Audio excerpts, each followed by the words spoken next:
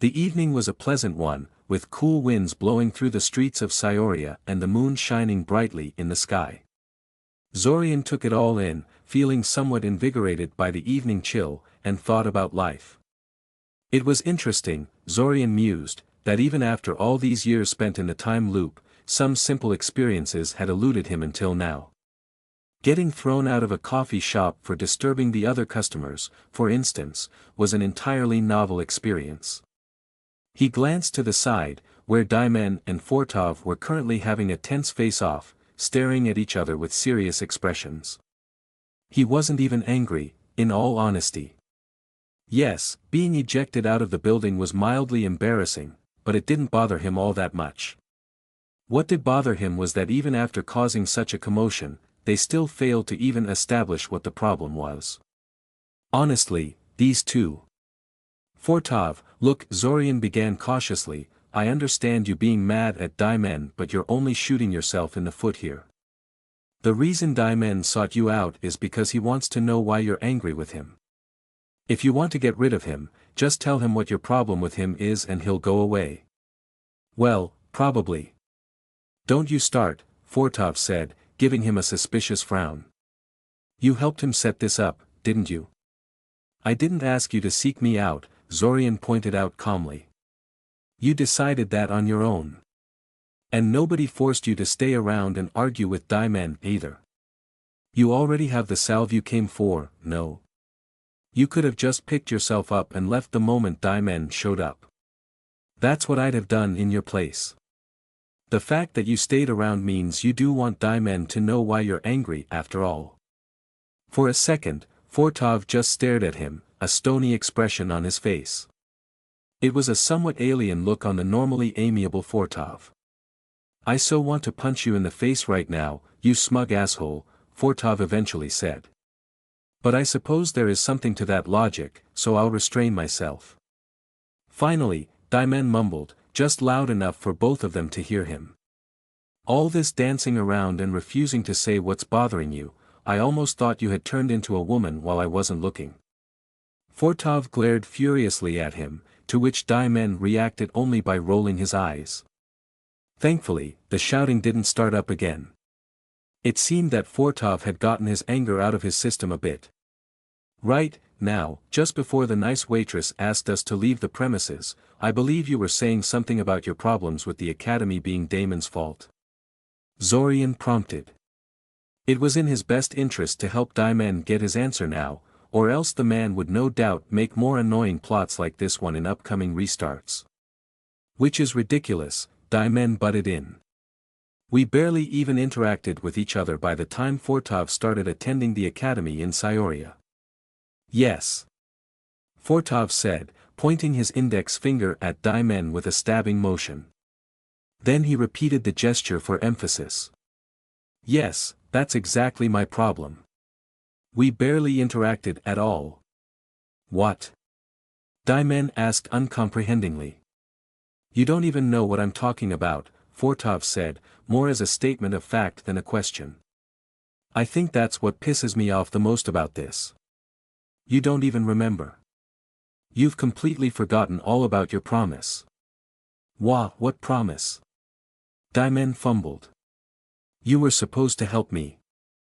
Fortov burst out, pointing at Daimen again and then hitting himself in the chest with a closed fist to indicate himself. Remember?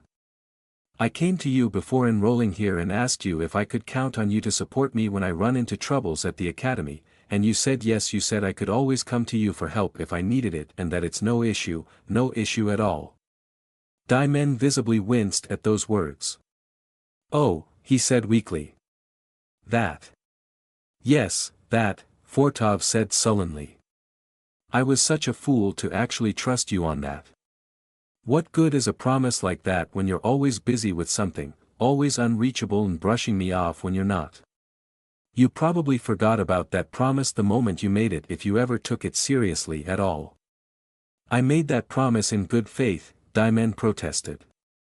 It's just that I had some professional opportunities come up afterwards that were too good to let go. Don't you think it's kind of unreasonable of you to expect me to sabotage my career just to help you with schoolwork? I mean, you could have always just asked Zorian for help instead, and... Both Fortov and Zorian gave him a glare for that. Daimen considered his words for a moment and then mumbled something that was either a quick prayer to the gods or a colorful curse before dropping the idea and moving on. Anyway, moving on, Daimen said, coughing into his fist. I guess I kind of did fail you there. I do admit that. However, to say that makes me responsible for your academy problems, that's still rubbish. Let's be honest here, Fortov, me helping you out every once in a while wouldn't have made much of a difference in the grand scheme of things. It wasn't supposed to be every once in a while, you jerk, Fortov protested. Zorian stood off to the side, shaking his head as the two continued to argue. As minutes ticked by, it became obvious that this promise thing meant completely different things to Fortov than it did to Daimen. Fortov, it turned out, had understood Daimen's promise as a commitment to a much heavier form of support. Though Fortov did not phrase things that way, Zorian understood his middle brother's explanations for what they were, an admission that he expected to be carried along throughout his entire education on Daimen's coattails. Daimen, on the other hand, probably made that promise without much thought put into it, thinking it a mere formality. He evidently expected that Fortov would come seek him out once every few months to ask a question or two and talk about girls and life and stuff. Amusingly enough, he ended up not even getting that in the end. Can't you see you're being completely unreasonable? Daimen said, gesticulating wildly. Do you even hear what you're saying? You basically expected me to do half of your work for you. That's completely ridiculous. He's right, it is, added Zorian, nodding sagely. I was just describing an ideal case, I would have been happy with even a fraction of it, Fortov shot back. And it doesn't matter because in the end I got nothing at all. You gave me a promise and then you forgot you'd ever made it.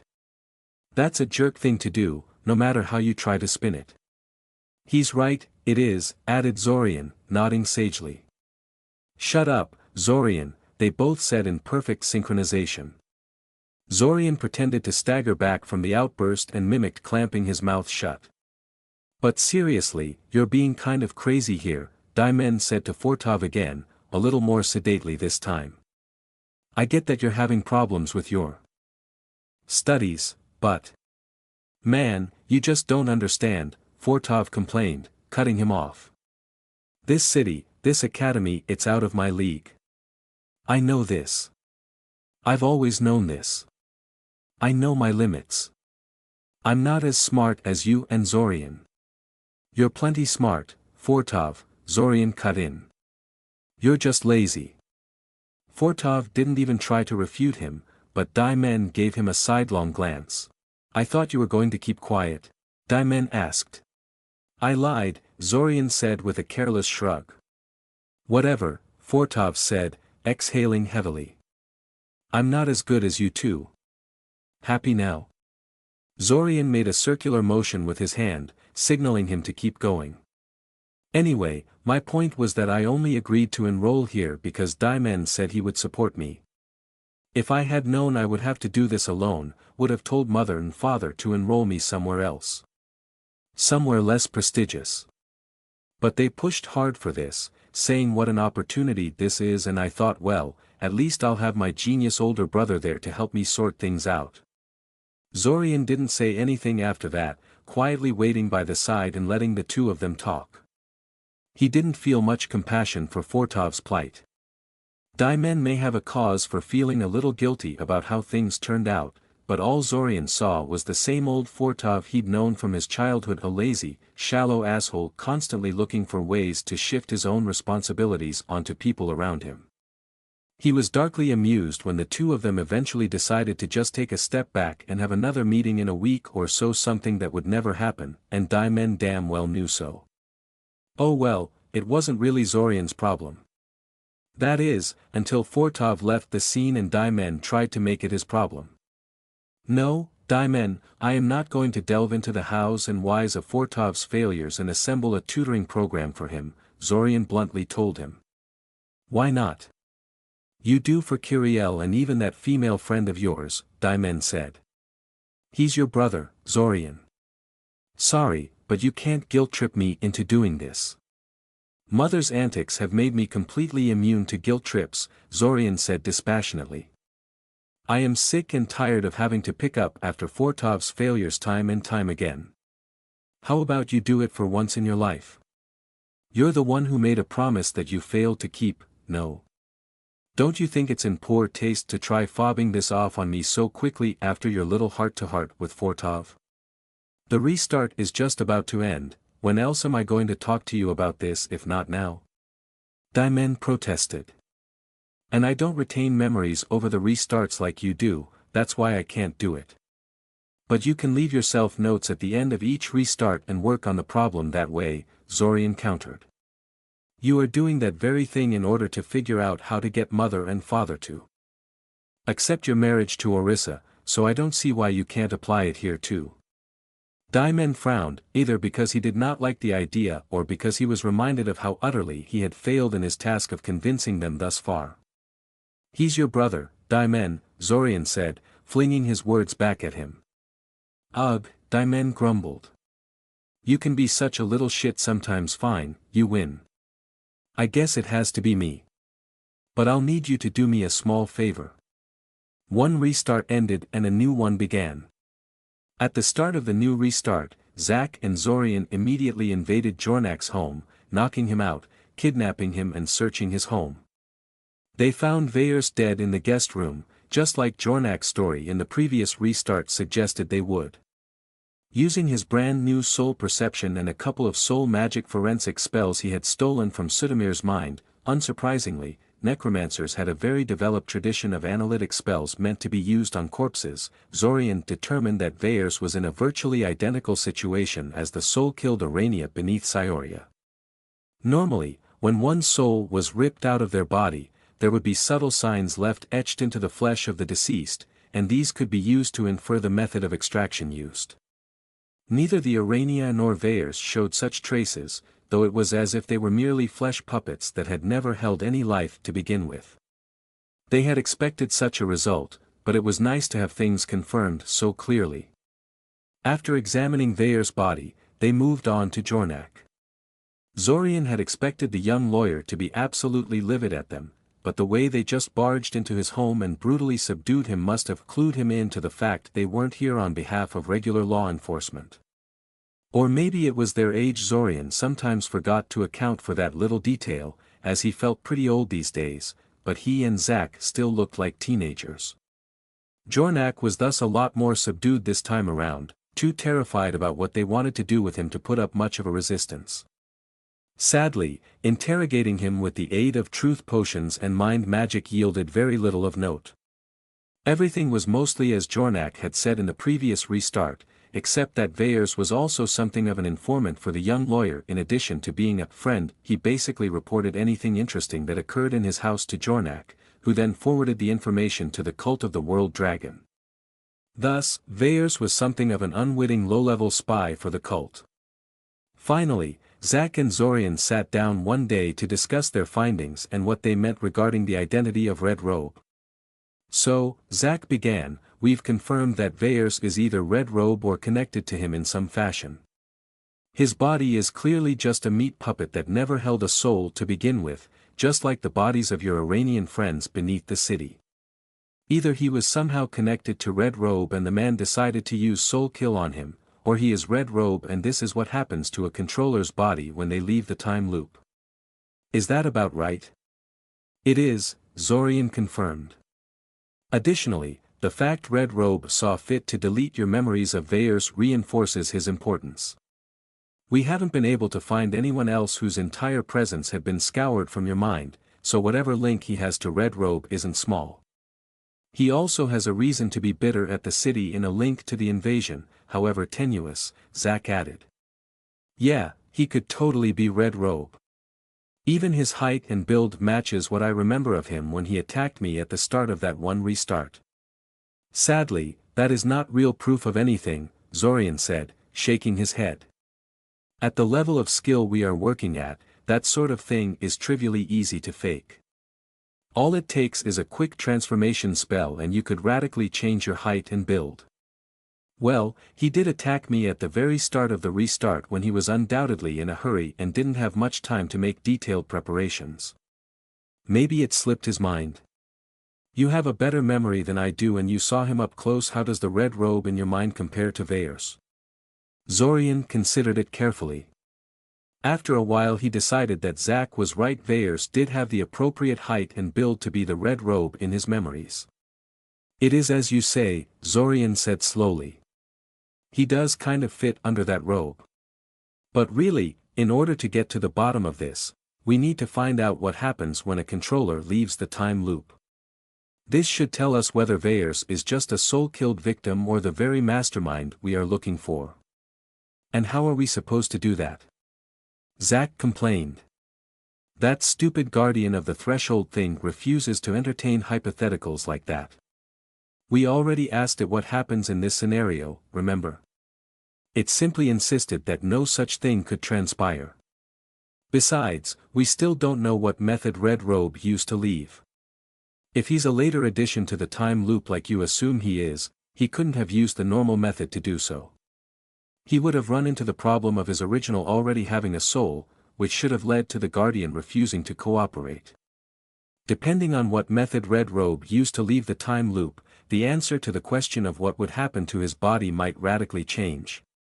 Not necessarily, Zorian said. One thing that always stuck with me about Red Robe is that he honestly seemed concerned about the possibility of there being a large number of other time travelers involved in the time loop. That means that he knew of a very easy and reliable way of inducing people in the time loop and thought it was entirely plausible that someone was using it on a mass scale. He did seem quite certain that there were a lot of other time travelers lurking around, Zack said, frowning. My memory of that time is not the best, but that did appear to be the main thing he sought answers about when he probed my mind that night. Right, Zorian said. And this method couldn't have been the same as what I went through, because what happened to me is highly dangerous to the marker donor and probably doesn't give consistent results. It also couldn't have been something that is hard to set up, or else Red Robe wouldn't have accepted it happening so readily and on such a large scale. So what is it then? Zack asked impatiently. I'm guessing you have some sort of answer, or else you wouldn't be mentioning it. Don't try to reenact those cheap detective novels with me, please. I always found the long reveals in those books to be really annoying.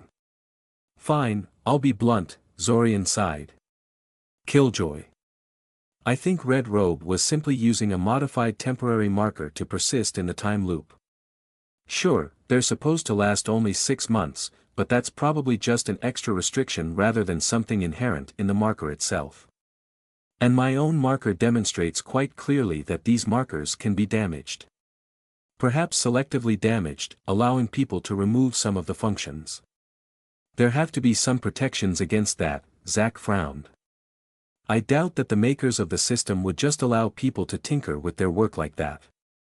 Possibly, Zorian conceded. Not having seen any temporary marker yet, I can offer little except baseless speculation. But still, this seems to me like the most likely and straightforward way for Red Robe to enter the time loop. Zack considered his words for a while before giving it a careless shrug and focusing his attention back to Zorian. Well, all right, Zack shrugged. Let's assume you're right. So what? How does that relate to what we were talking about? Well, the temporary markers are supposed to be temporary, Zorian said. There is probably a clear course of action meant to be done when they run out and the person they were supporting disappears. And this course of action will probably be performed even if the person disappears prematurely through some other method. Oh. Zack said, slapping himself in the forehead. Of course. So if Red Robe entered the time loop through a selectively damaged temporary marker, all we have to do to find out what would happen after he leaves is place a temporary marker on someone and see what happens after it runs out. Exactly, Zorian nodded. A brief silence descended on the scene. You know, Zack began after a while, I'm pretty sure we already know the answer to that question. It probably just recreates a person from its usual template, as if they were never a temporary looper to begin with. I have no proof of this, but it intuitively makes sense to me. You are probably correct, Zorian nodded. I also have no proof, but it is consistent with the intent of the time loop as the training simulation to set things up in that fashion. Which would mean that Veyers isn't Red Robe, Zack continued with that line of thought. Red Robe should have ended up as a normal person with no memory of his time-looping self, not a soulless corpse. If he really did enter the time loop via a modified temporary marker, that is probably the case, Zorian nodded. Zack hummed thoughtfully, tapping his fingers against his chin. So let's assume for a moment that Veyers is just a broken link. I still think he's the most likely candidate for Red Robe, but whatever your theory does sound rather plausible. Who is Veyers linked to? Jornak? Is he Red Robe? He could be, I guess, Zorian said uncertainly. I mean, I see no real evidence for that, and the man is not very impressive. We weren't very impressive before the time loop happened to us either, Zack pointed out. True, Zorian said. I'm not saying it's impossible for Jornak to be Red Robe, just that I see no real evidence for the idea. Did Veyers have any other friends and associates other than Jornak? Zack asked. I think he did, but Jornak did not know who these people were, Zorian said. Veyers didn't like to talk about his personal life and Jornak didn't pry into it too much. The fact that Veyers chose to take shelter in Jornak's place might be artificially skewing our perception of how close they weren't really that close. Jornak was actually quite surprised when Veyers came knocking on his door with a plea to let him stay for a while, and even contemplated refusing. They discussed things for another hour or so before deciding to shelve the discussion for now. They would be interrogating Jornak in more detail in upcoming days, which would hopefully shed more light on the issue. They also intended to use pieces of Veyers' body as divination tools to try and track his movement while he was alive. They would have to do this very, very carefully though, lest they get tracked down themselves by the Boranova house investigators. Eventually the two of them retired into one of the quieter, less frequented taverns on the outskirts of the city and sat down to have a drink and talk about less serious topics. The waitress gave Zorian a really weird look when he ordered fruit juice instead of anything alcoholic and Zack mocked him for it, but Zorian wasn't really bothered about that. Instead he decided to make use of this opportunity to complain about the family drama that Daimen forced him to participate in near the end of the previous restart. What do you? Oh yeah, you were kind of doing badly in the academy yourself, weren't you? Zorian suddenly realized. He winced. Sorry. I wasn't thinking. No, it's fine, Zack said, shaking his head. I'm not insulted. Much like Fortov, I too had excuses for my poor performance. But I understand now that they were just that, excuses. Perhaps Fortov will eventually learn his lesson as well, eh? Perhaps, Zorian agreed diplomatically. Zack responded by taking a deep sip out of his beer keg and then leaned back in his chair in contentment. You know, every time I think about what my future would have been like if I never got pulled into this time loop thing, I get both furious and horrified, Zack said, staring at the ceiling of the tavern with unfocused eyes. It's been so long, but I remember what it was like so very vividly, how I lived in an empty, half-abandoned house, constantly hearing about how I was expected to rebuild my entire house from scratch and feeling utterly lost as to how I can accomplish it. How I eventually decided it was a hopeless task and began to coast by on the least amount of effort I could get away with and just tried to keep myself happy. But hey, it was fine. I had plenty of money. I mean, that was why Tezen fired all the servants and sold off all our properties, right? So it doesn't matter if I don't do too well at the academy and have no real professional skills. Everything will work out just fine. Zack suddenly finished off his beer keg and then slammed it violently onto the cheap wooden table. The tavern workers all turned towards them, and for a moment Zorian thought he would be thrown out of a building for the second time in 2 restarts, but in the end they just shook their heads slightly and went about their work. Evidently this was not a rare occurrence around here. I'm getting angry again, Zack explained unnecessarily. I shouldn't be talking about this while drinking.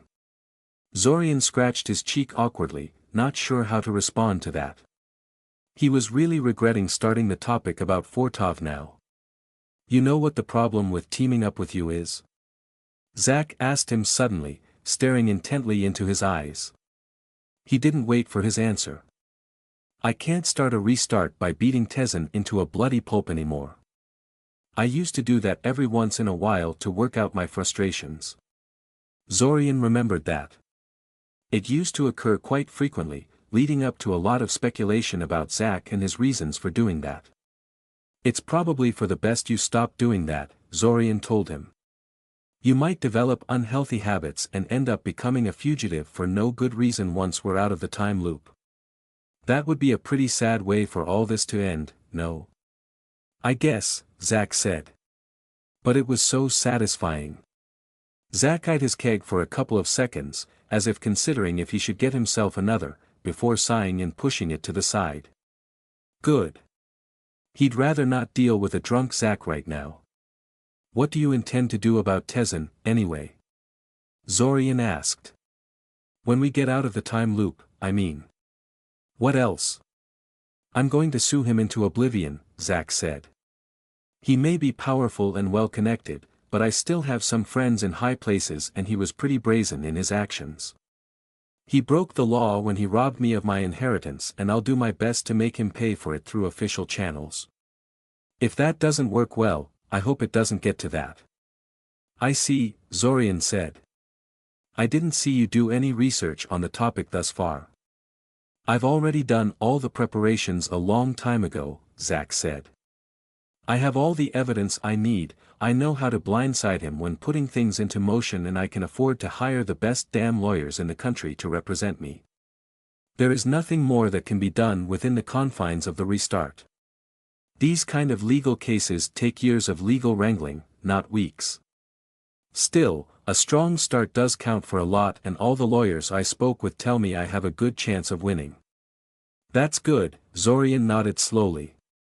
Though I have a suspicion Tezen and his faction won't limit themselves to mere legal wrangling in their attempts to deal with you.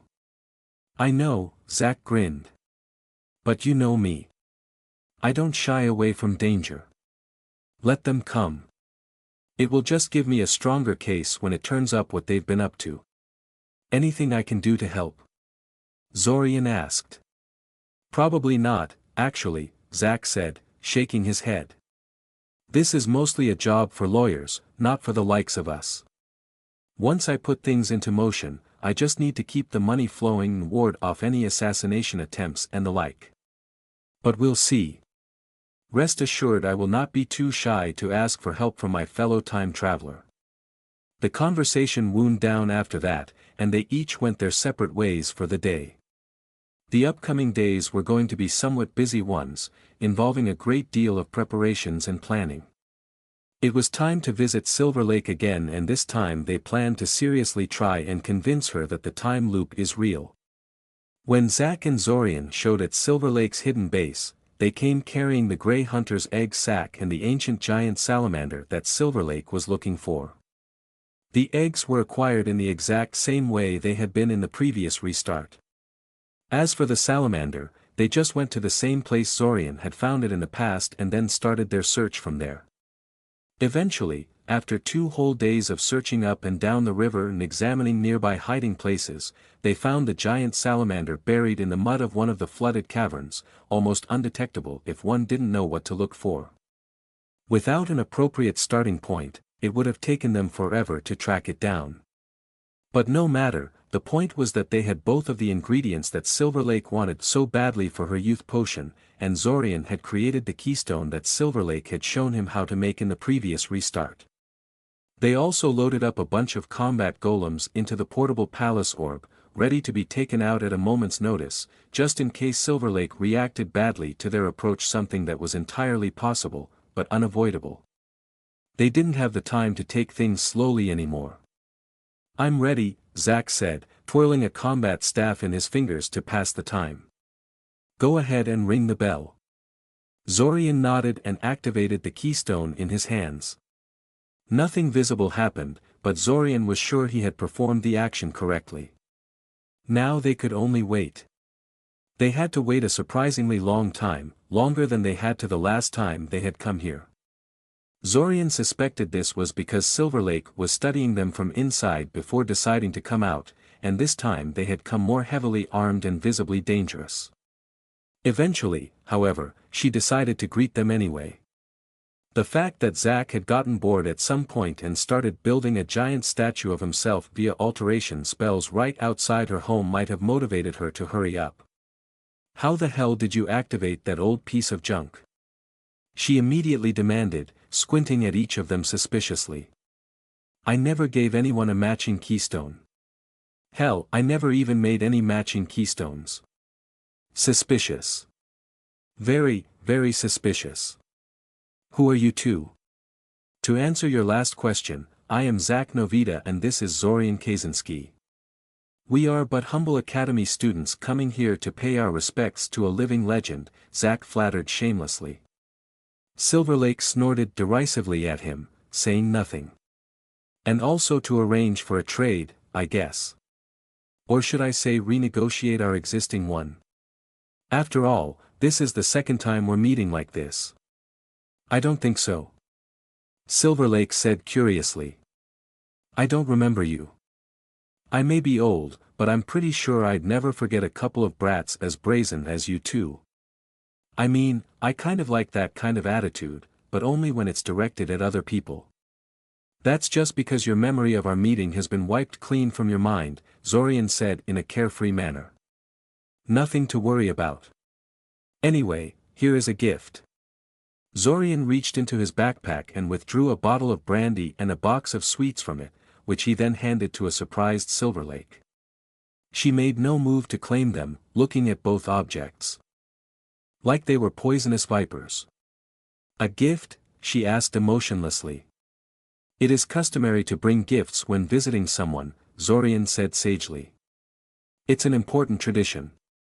Silver Lake made a sour face at that explanation. She spent a few more seconds scrutinizing the two objects before finally deciding they were probably harmless. She took them both from his hands and immediately stuffed them into one of her jacket pockets. Even though the heavy bottle and the large box of sweets shouldn't have possibly been able to fit into that tiny jacket pocket, they somehow did. What a casual use of pocket dimension creation! Zorian couldn't help but feel a little jealous. He wouldn't be able to duplicate that feat, and in fact didn't even know how to go about achieving it.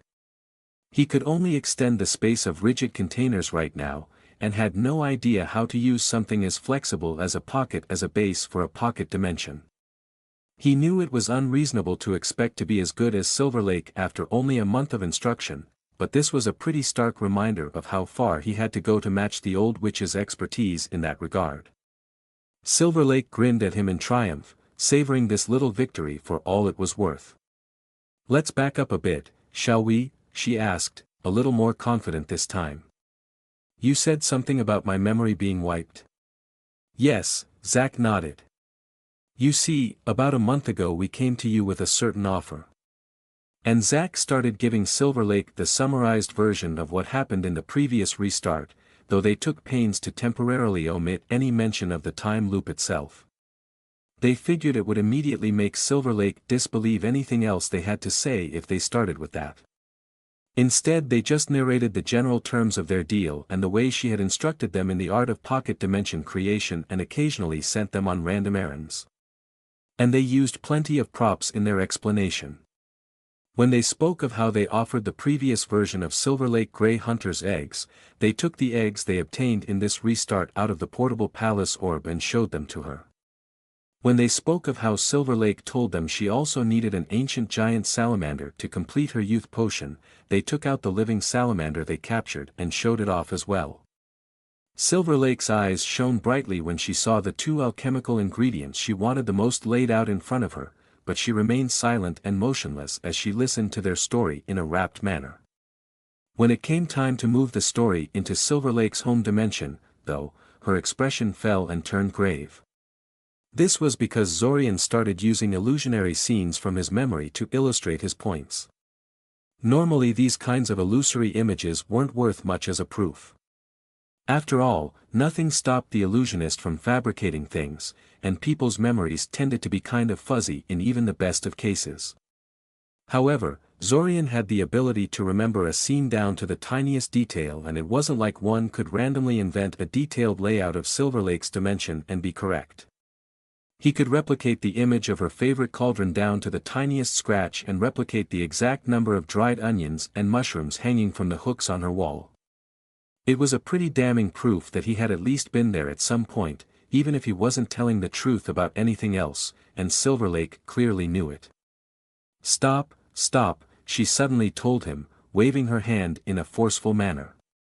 She looked honestly shaken at the sight of these images. I need to check something." Zack and Zorian stood by the side while Silver Lake started casting one diagnostic spell after another on herself. Occasionally she would stop and mutter to herself in some alien Kusky tongue that neither Zack nor Zorian had ever encountered, before shaking her head and continuing with her self-diagnostics. After that she started examining the entrance to her dimension before wordlessly disappearing inside. Zack and Zorian still waited patiently, not saying anything. She returned 20 minutes later, looking more disturbed than ever. "It doesn't make sense," she loudly proclaimed. "None of this makes sense. My memory is fine. It hasn't been tampered with. I know it hasn't, because there are always traces left when one does so, and my mind doesn't have any.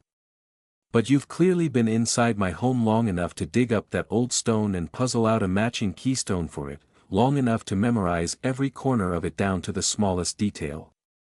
Except there is no trace of illegal entry, not even the faintest whiff of it, and there is no way in all the hells and all the heavens I'd ever forget letting someone like you inside. And your story? What a bunch of rubbish. You say you sold me Grey Hunter's eggs a whole month ago, yet I see no evidence I've ever processed them. And now you come here with a new sack of Grey Hunter's eggs, as if those can be acquired just by going into your neighborhood store or something. Who are you people and what is happening here?" She punctuated her statement by making a sweeping hand gesture, causing two huge, hulking humanoids of Earth to suddenly coalesce out of the soil around them. Earth elementals, and not minor ones either. However. "Should we?" Zack mouthed. Zorian quietly nodded and made a sweeping gesture of his own, though his one was mostly for show, not because he actually needed to make it. Then again, maybe it was the same for Silver Lake. In any case, he made use of the time needed to make the gesture to reach out into the ever-useful orb, causing a bunch of equally huge and hulking war golems to pop into existence next to them. "We don't want to fight," Zorian said. "But if you really insist on it, I guarantee you it won't end in your favor." Rather than answer him, Silver Lake stomped her foot on the ground, causing a set of heavy, potent wards to radiate out of the entrance to her pocket dimensions. The warding scheme quickly enclosed the entire area, shutting down their teleportation, filling the area with fog, inhibiting their shaping skills, disturbing their souls. Even as Silver Lake was making her move, though, Zorian was doing the same. He quickly reached into his backpack again and retrieved from it a truncated pyramid made out of glittering blue stone. He threw it in front of him, and it promptly righted itself in the air and began to hover there, golden lines and glyphs suddenly appearing on its surface. In a blink of an eye, it had enclosed Zack, Zorian and their war golems under a dome of yellow light. Silver Lake's wards crashed into the dome and were immediately halted in their tracks. The old witch was way better than Zorian in a number of fields, but her skill at setting up wards wasn't one of them. Not to mention that wards were always more effective as a means of defense than they were as an offensive tool. There was a tense silence as the two sides stared at each other from behind their respective barriers. After about a minute of this, Silver Lake suddenly sighed and commanded the Earth elementals to merge back into the Earth and the wards to retreat back into her pocket dimension. After a second of hesitation, Zack and Zorian similarly put away their own defenses. "Well," Silver Lake said, sounding surprisingly chirpy and relaxed. She chuckled at their wary postures and serious faces. "I really suffered a loss this time, didn't I?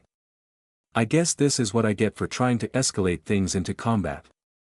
I was never that much of a fighter, truth be told. I don't suppose we could all forget this ever happened, hmm? Sure, let's, Zack said, giving her a friendly grin. It's probably for the best if this never happens again, though. I only ever give people 2 chances. In any case, said Zorian, coughing into his fist to attract her attention, I believe I have an answer for the concerns you expressed just before this unpleasantness.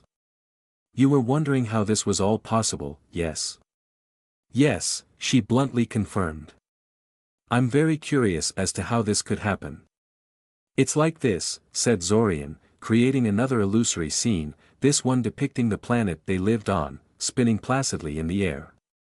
There is an artifact from the Age of Gods that can take our entire world, take a snapshot of every single thing in existence and create a flawless copy of it in a giant pocket dimension. Surprisingly, after Zorian had gotten about halfway into the story, Silver Lake suddenly started to ask a series of rapid-fire questions about the Sovereign Gate, the Guardian of the Threshold, the exact mechanics of the time loop itself, and so on. Alright, you can stop now, she eventually said, tapping her leg with her bony fingers. I think I know what's going on now. Well, somewhat. And if I'm right, then there is a very easy way to check if you're telling the truth or not. Zack and Zorian perked up at her words. Oh. Zack asked excitedly. Silver Lake grinned, obviously enjoying the fact that she knew something they didn't. Or at least thought she did. Zorian wasn't going to get excited before he heard what she actually had to say. For all he knew, she was just trying to patch up her wounded pride. Tell me, she said, have you two ever heard about the primordials? Primordials were strange, enigmatic creatures. They were supposedly firstborn children of the primordial dragon from which the world was fashioned, ancient and powerful. In life, their abilities had rivaled those of the gods themselves. In death, they had spawned a multitude of lesser primordials to continue their struggle. One would think that such fearsome beings and everything related to them would be vividly remembered by history, but this was not the case. In his search for primordial prisons outside Scioria, Zorian had consulted many church documents, historical records, and elementals, largely in vain.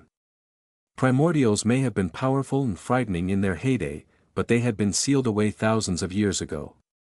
That was a lot of time for information to be forgotten, especially since the gods had actively tried to limit knowledge of them and their prisons while they had still been active in the world. Thus, finding any substantial information on them was quite hard. Moreover, even when such information was found, it was hard to gauge how much of it was reliable and how much of it was pure fabrication. A lot of the stories that bothered going into the details of the nature of primordials were mutually contradictory, and there was no way to test any of them to see which one was closer to the truth than the others. In other words, you know virtually nothing about primordials except that they exist and that one of them is imprisoned in Scioria, Silver Lake concluded after hearing their explanation. Yeah, pretty much, Zack confirmed. Although they were searching for the locations of other primordial prisons in their free time, that hadn't produced much in the way of actual results. What does this have to do about confirming the truth of our story, though? Patience, boy, patience, Silver Lake urged smugly. A house must be built from the foundation up. In order to answer that question, I must first show you the truth about primordials and the way they were imprisoned. Oh. She could actually answer those questions. Zorian was torn between excitement and a healthy dose of caution. On one hand, this was a powerful witch that has lived through more than a century. Surely she wouldn't be making claims like that without a good reason to be confident. On the other hand, well, it was Silver Lake. After some thought, he decided to voice his concerns to the old witch in front of him. Ignorant brat, she complained. Do you think I'd be joking about something this serious? Zack and Zorian shared a knowing look between each other. Well, yeah, Zack said, as if it was the most obvious thing in the world. Not exactly something you should be proud of, Zorian pointed out unhappily. Anyway, do you want to hear what I have to say or not? Silverlake asked loudly, abandoning her musing pose in favor of folding her hands over her chest and looking at them both defiantly. Sure we do, Zorian said. As annoying as the old witch was, she had some very unique skills and insights that were almost impossible to find elsewhere. Let's hear it.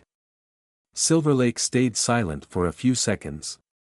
Before either Zack or Zorian could say anything about that, the entrance to her secret hideout flared into life again and another Silverlake stepped out of it, carrying a large brown book in her hands.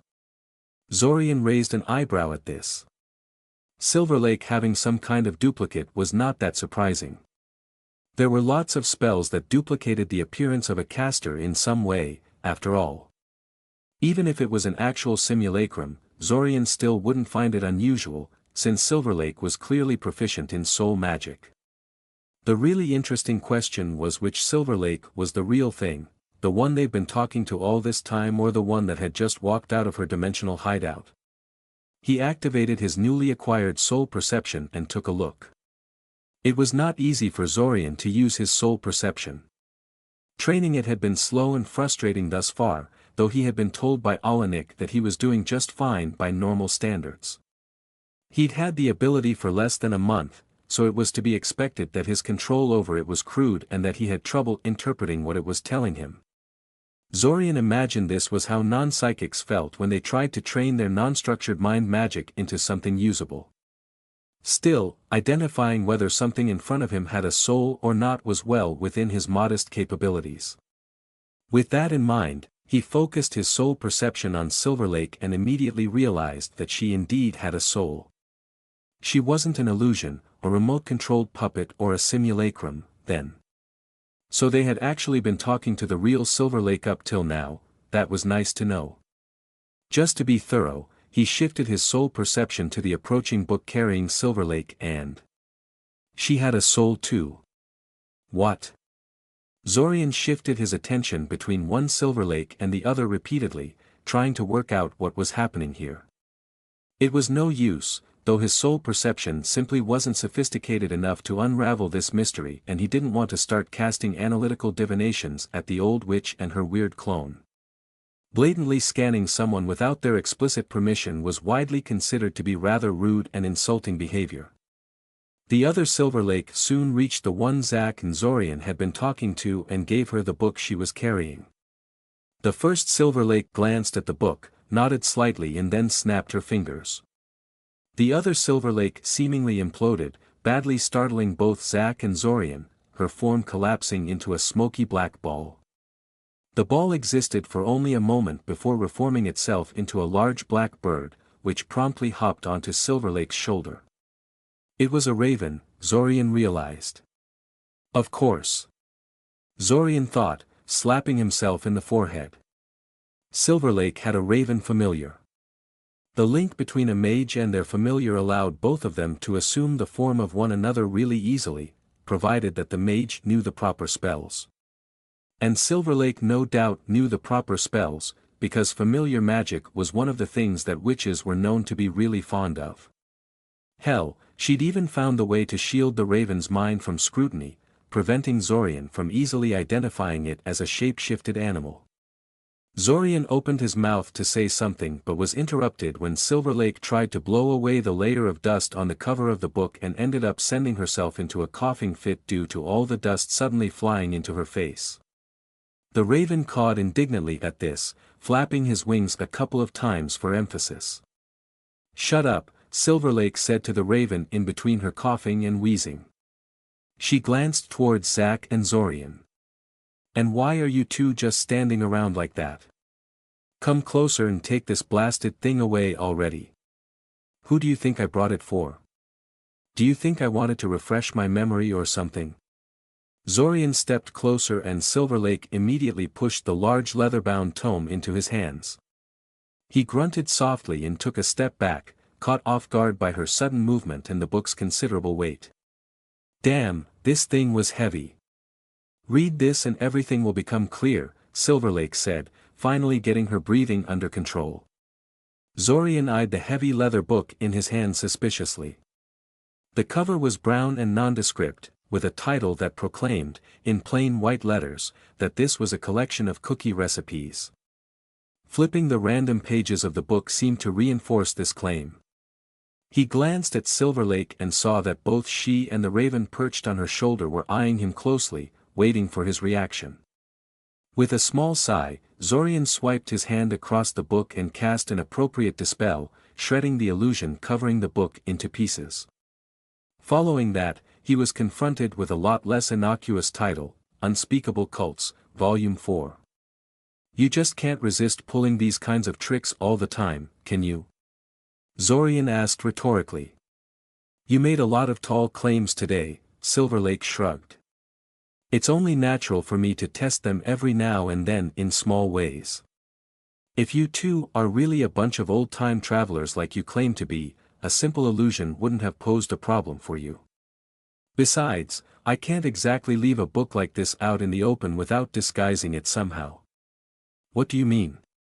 Zack frowned. Unspeakable Cults is one of the most widely banned series of books circulating around Altazia and Zlotic, Zorian explained, idly leafing through the book. All sorts of ghastly drawings and descriptions immediately assaulted his eyes. It was written by an anonymous author that had a penchant for infiltrating secretive cults and mage organizations so he could observe their ceremonies and activities. No one is quite sure how he did it, but considering the furor the books created, it's clear he didn't make it all up. Anyway, after infiltrating all these cults and watching them for gods know how long, he wrote a series of 8 books that go into great detail about what he had seen. Every debauchery he had seen, every messed up sacrifice or morally bankrupt experiment is described in great detail, and he even illustrated some scenes with drawings and diagrams. Although the books contain no actual spells or ritual setups, they have been banned almost everywhere as blasphemous, degenerate filth. He closed the book, eyeing it in great distaste. He really didn't want to read this stuff. I don't suppose you're going to tell me what page I should be looking at? Zorian asked Silver Lake, staring at her pleadingly. Silver Lake just grinned at him nastily. Damn witch. Zorian glanced toward Zack speculatively, but the boy immediately shook his head at him before he could even open his mouth. No, no, no, Zack said quickly, extending his arms in front of him in a warding gesture. Sorry Zorian, but this definitely sounds like a job for you. You have a lot higher tolerance for this kind of stuff than I do. Ugh. As much as Zorian hated to admit this, his fellow time traveler kind of had a point. Reading the minds of high-ranking cultists, Sudamir, Ebasan invaders and others had shown him enough of the dark side of humanity that he had been numbed to the horror of it all to a large extent. He still didn't want to wade into a book like this one, though, so he decided to get a little creative. He started casting divination after divination spell at the book, trying to divine the section of the book that Silver Lake wanted him to read. This was harder than it sounded, because the book was heavily warded against divinations and did not ever mention primordials by name, but Zorian was very good at divinations by now. Especially these kinds of divinations. He'd had his simulacrums in charge of researching mountains of documentation for obscure clues for quite a while now, so a task like this was pure routine by this point. After 5 minutes or so he found the section that seemed right and flipped the book open. Both Silver Lake and Zack peered over his shoulder to look at the page he had picked. You're no fun, boy, Silver Lake said, scowling at him. Zorian took that as an admission that he had indeed found the right page to start at and began to read. The chapter in question described a small cult of mages, somewhere in Zlotic, which worshipped an entity imprisoned behind some kind of dimensional veil. They did this by capturing unwary travelers, implanting some sort of magical worms into their brain and then forcibly establishing contact between their mind and the mind of the imprisoned entity. Normally, mental contact with the entity resulted in quick insanity as one's mind was overwhelmed by the flood of incomprehensible thoughts and images, but the chemicals released by the worms as they fed on the victim's brain tissue somehow allowed them to last longer under this assault. Drugged out of their minds to keep them talking and half insane, the victims would then spend the next couple of hours screaming, pleading, cursing and babbling gibberish while the cultists diligently wrote down their feverish ravings for later study. After repeating this process gods know how many times, the cultists eventually assembled a fair amount of information about this entity, which the cultists called the golden-feathered worm. To Zorian's eyes, it appeared clear that this golden-feathered worm was actually an imprisoned primordial, even if the book never actually identified it as such. Because of the relatively unpleasant nature of the text, the somewhat archaic language the book was written in and the unhinged nature of the insights obtained by the cultists, it was tempting to just dismiss all of their findings as delusional gibberish. However, after rereading the chapter a handful of times and thinking of it in some detail, he felt there was some actual insight hidden amidst the insanity.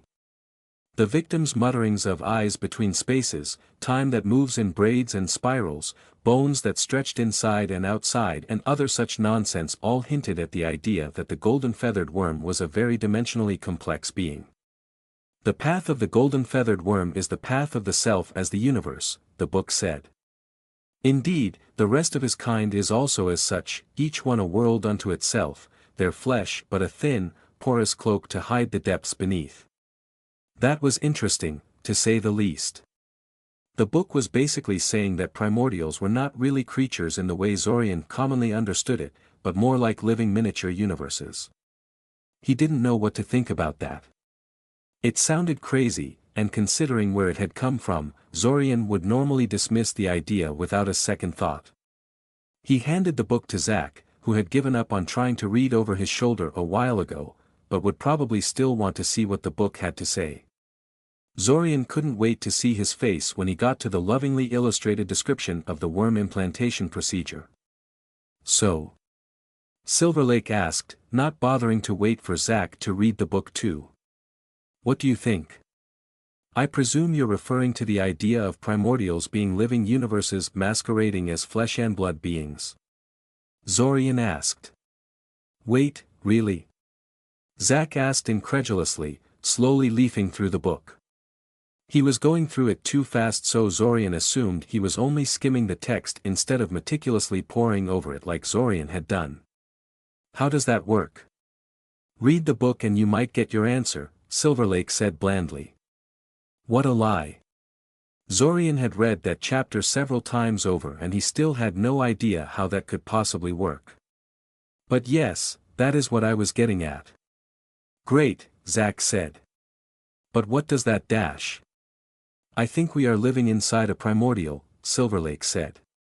There was a brief pause as they both digested this statement.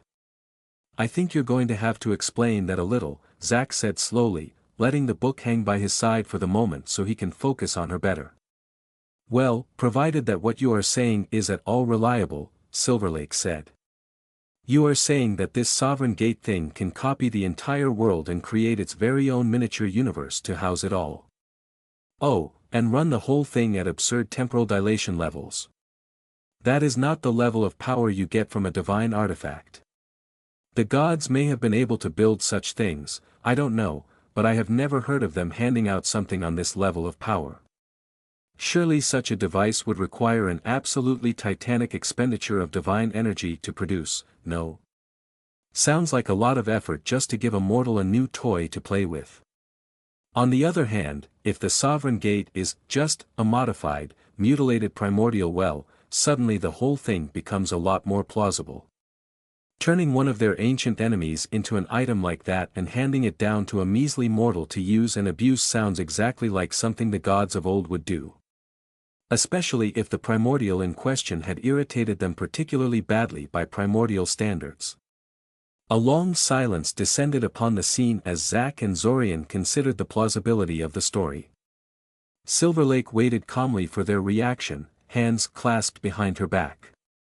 She appeared to be trying to project an air of serenity and unshakable confidence with her stance and expression, but the effect was ruined by the fact she couldn't stop herself from nervously tapping her foot against the ground as she waited. Silverlake could be onto something, Zorian decided. It had always seemed to him that the Sovereign Gate was ridiculously powerful, even for a divine artifact, and this was as good an explanation as any as to why this was the case. He suddenly remembered the Icosian myth of how the entire world they lived on had been fashioned by the gods out of the body of a defeated primordial dragon. He'd never taken the old myth very seriously, but maybe there was something to that story. You said there might be a very easy way to check if we're telling the truth or not, Zack said cautiously. Is this related to that? Are you saying it's somehow possible to check whether we are inside a primordial or not?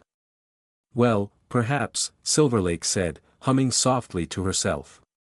You see, I have known about the primordial sealed away in Scioria for quite a while, and have been carefully studying its prison from time to time. It was never the focus of my studies, but I reckon I know it quite well. If my speculation is correct, I should be able to notice some kind of change in the prison when I study it again. I refuse to believe that being recreated in the body of another primordial will not have a noticeable effect on it. Well, truthfully, my first instinct is to say that such an item couldn't possibly affect beings on the level of primordials, even if they are sealed away, but from what you say about Panicseth, I am completely wrong there, so whatever. Anyway, let's go check. Now? Zorian asked with a raised eyebrow. Is there any point in waiting? Silverlake challenged. I guess not, Zorian admitted. I'm just a little surprised at your decisiveness. I've just found out I could be trapped inside the body of a primordial godlike monster that probably hates all humanity, Silverlake said, looking like he was an idiot. Of course I want to confirm or deny this as soon as I can. Don't you? A copy trapped inside a body of a primordial godlike monster, Zorian corrected her. And you were preceded by countless other copies that lived out their short lives in vain, all their thoughts and accomplishments undone at the end of the month, Zack added. A bunch of brats, both of you, Silverlake told them. Let's just take a look at that primordial prison in Scioria for now. You two know how to teleport, right? We do, but there is no need for that, Zorian said. I have a much better way for us to get there quickly.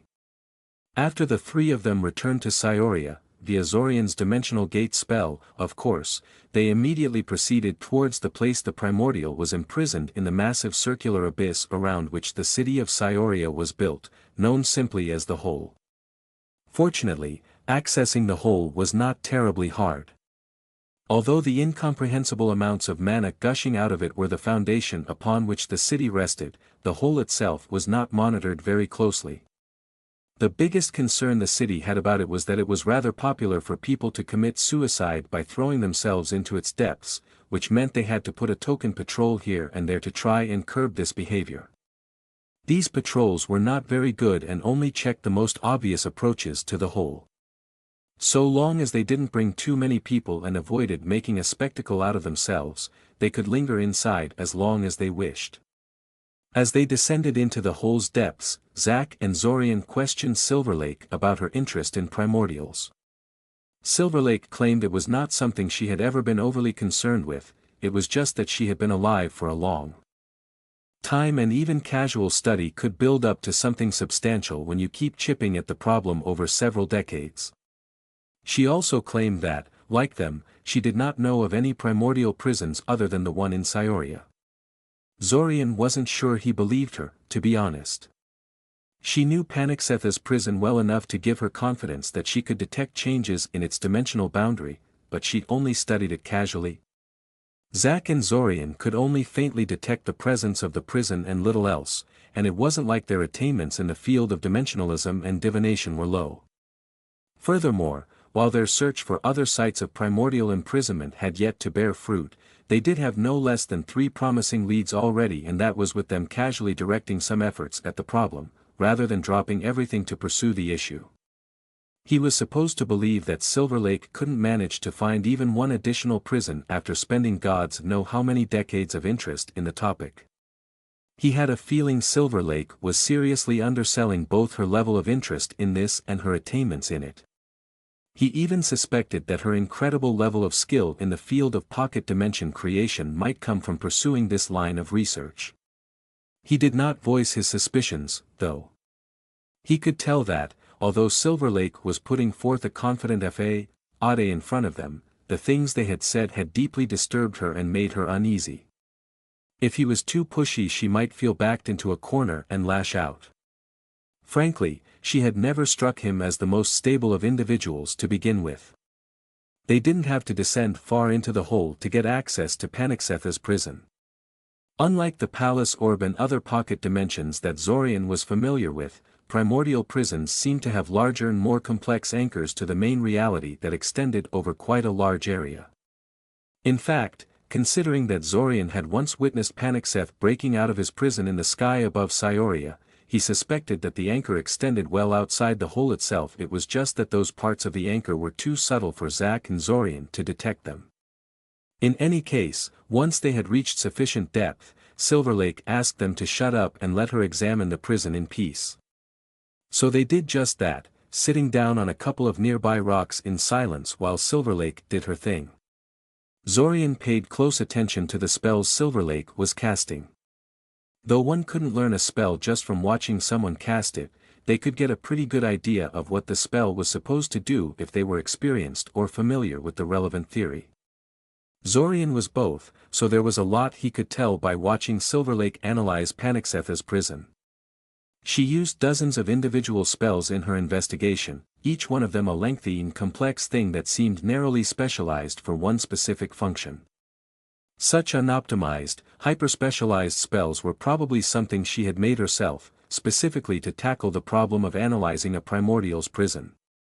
Furthermore, she cast these rather unwieldy spells with practiced ease, making no mistakes whatsoever, strongly suggesting she had done them often enough for it to become rote. Casual interest, sure. As time went by, Silverlake's face started to frown more often and her casting became more feverish, but she remained completely silent and focused on her task. She didn't even mutter to herself, as she was often prone to do. Finally, after more than 2 hours of casting, pondering and intense staring at the empty patch of air in front of her, what was that even supposed to do? Silverlake let her arms drop to her sides, sighed and then turned towards them. "All right," she said. "You win. I provisionally believe your crazy story." "Provisionally?" Zack asked curiously. "We're clearly in a different world than we were up until a few months ago," said Silverlake. "It does not necessarily mean your specific version of events is what is happening, but I have no better explanation at the moment. So for now, I'm accepting your story as valid. Just to confirm, you actually detected a noticeable difference between Panicseth's prison as it was a few months back and as it is now?" Zorian asked. "I suppose you could say that," Silverlake said, a note of discomfort creeping into her voice. "Why the glum face?" Zack asked, picking up on her mood. "Didn't you expect to find just that?" "I expected to either find that the prison is some kind of poor man's knockoff of a real primordial's prison or that it was thoroughly unchanged from how it was before and that you were trying to feed me a pack of lies," Silverlake said. "But?" Zorian prodded. "But it's the same prison as it has always been, just seen from a different perspective," Silverlake said, lost in thought for a second. She scowled when she refocused back on them and saw them looking blankly at her. She clacked her tongue. "Bah! I can't believe I have to explain myself to a bunch of amateurs like you. Well, let's try it like this. You know how a dimensional gate looks like it's composed out of 2 discrete portals but is actually just one dimensional construct with 2 ends? The prison in front of us is like that. I can sense the changes in it, but a closer look reveals they are clearly superficial. It's the exact same object, just seen through a different lens.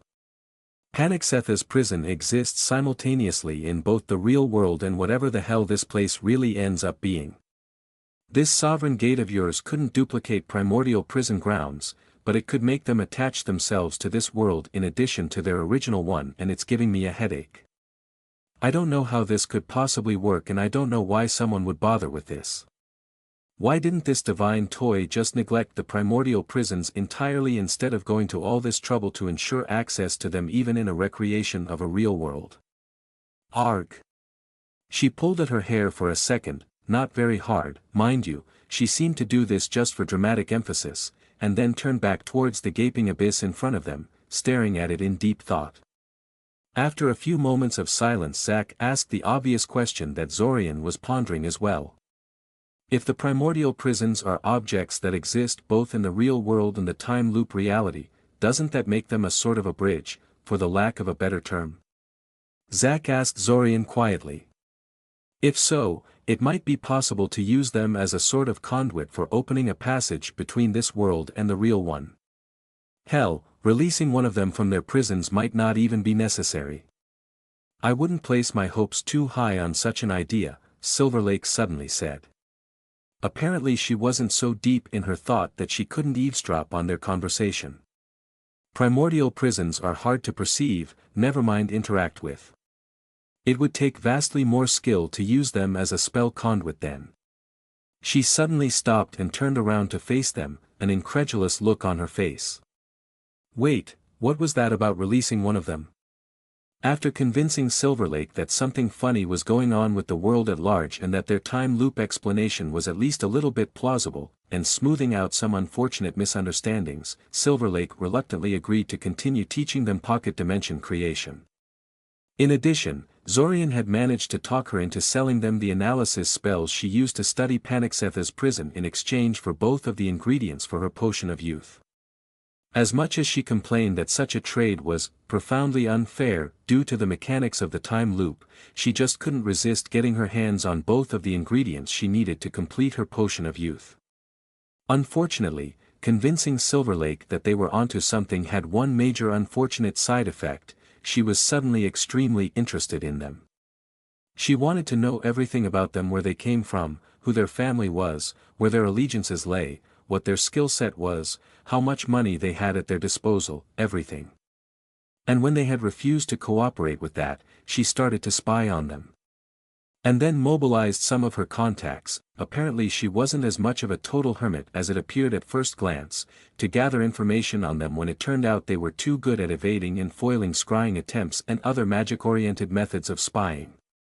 This would be very annoying even at the best of times, but what made this especially problematic was that Zack and Zorian were already doing all sorts of eye-catching things, arranging all kinds of high-value trades and throwing around ridiculous amounts of cash.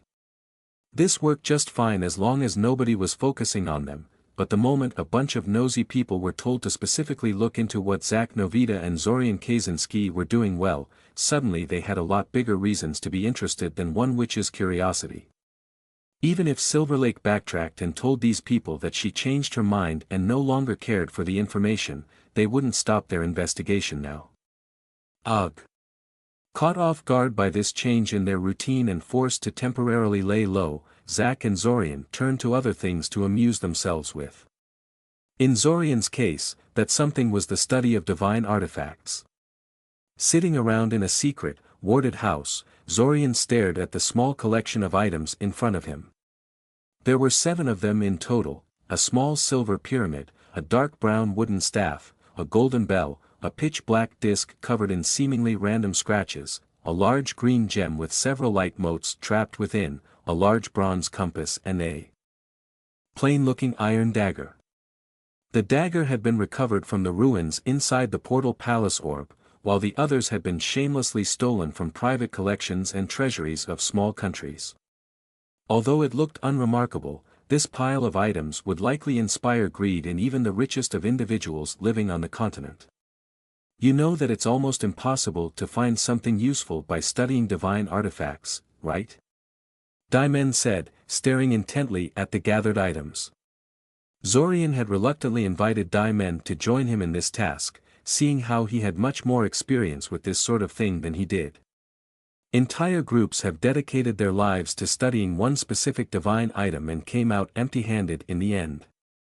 Yes, I know, said Zorian, picking up the dagger they had found in the orb and flipping it in his hand. They still had no idea what it did, other than being supernaturally sharp. Divine artifacts were immune to divination magics, so the only way to discover their uses was to either use trial and error or search through historical records to see if there are any descriptions of the item's powers in ancient texts. But I have something most of those groups don't: a willingness to destructively study the item in question for any clues and have it come back intact at the end of each month. Daimen made a sour face at him. This feels so wrong, he said uneasily. These are priceless, irreplaceable relics. It's sacrilege. Yet you agreed to come here and participate in it, Zorian noted lightly. Well, I can't say I was never tempted to do something like this, Diamond sighed. Are you sure they'll be back to normal? I'm sure, Zorian confirmed, pointing at the dagger in his hands. I already dismantled this dagger in the previous restart and it's back to normal now. However mysterious divine abilities are, the Sovereign Gate clearly has no issues in duplicating these items over and over again. That's both reassuring and terrifying, Diamond noted. Zorian wondered what his brother would say if he told him that they were currently stuck inside some kind of weird primordial thing that may or may not be alive and just waiting for a chance to devour them all. Alas, as funny as it was to fantasize about his reaction to that, it wasn't worth the drama to actually go through with telling him about it. So, before we begin, I'm kind of curious, Zorian began. How did Fortov react to that illusion disc I made for you? The disc was something the Diamond of the previous restart had come up with. In order to help him convince Fortov to open up and talk to him, Diamond came up with the idea of a disc that would, when activated, project an illusionary scene of their talk in the previous restart. Zorian was skeptical of the idea. Why would seeing such an illusion convince Fortov of anything? But Diamond insisted it would work, so Zorian humored him. He tapped into his memory of the evening and constructed the most realistic illusion of the event he could before binding it to a disc that he left in Fortov's mail. Strictly speaking, that was the end of his obligations in regards to the matter, but he kind of wanted to hear what the outcome of that stunt turned out to be. Well, you could say it sort of worked, Diamond said with a small grin. Oh? Zorian asked with a raised eyebrow. He's talking to me, at least, Diamond shrugged. That's all I really wanted out of that disc, so I have no reason to complain. How did you explain the contents of the disc? Zorian asked curiously. I didn't, Diamond grinned. I used the mystery as an incentive to talk to me. I said I would explain everything in a month. Zorian rolled his eyes at him. Anyway, I also have something to talk about before we dive into all this, Diamond said, sweeping his hands over the gathered divine artifacts. I'm pretty sure I have narrowed down the location of the key piece that was lost in Zlotic. You have? Zorian asked, leaning forwards with anticipation. He had to say, his brother's help was proving itself invaluable when it came to jobs like this one. If Zack and Zorian had to locate all the missing pieces of the key all by themselves, it would have taken them much, much longer than this. Where is it? Is it the Tower of Hylosna? I hope it's.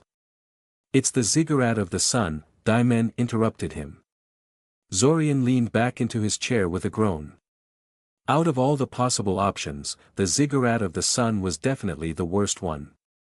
It was situated deep into the interior of northern Mycena, in an area that was once lush grassland, but was now located deep within the Zlotic desert. There were no major human settlements nearby, just an endless expanse of desert.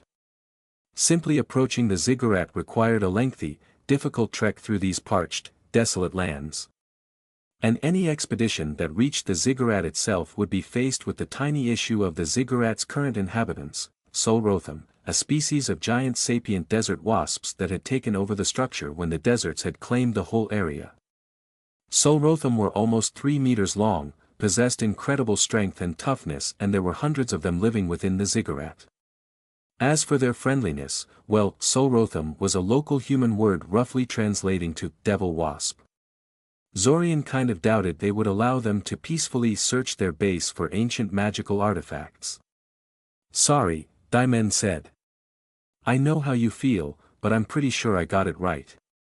The Imperial Ring is there, provided the Solrotham haven't already found it and taken it elsewhere. Which is a distinct possibility, Zorian noted.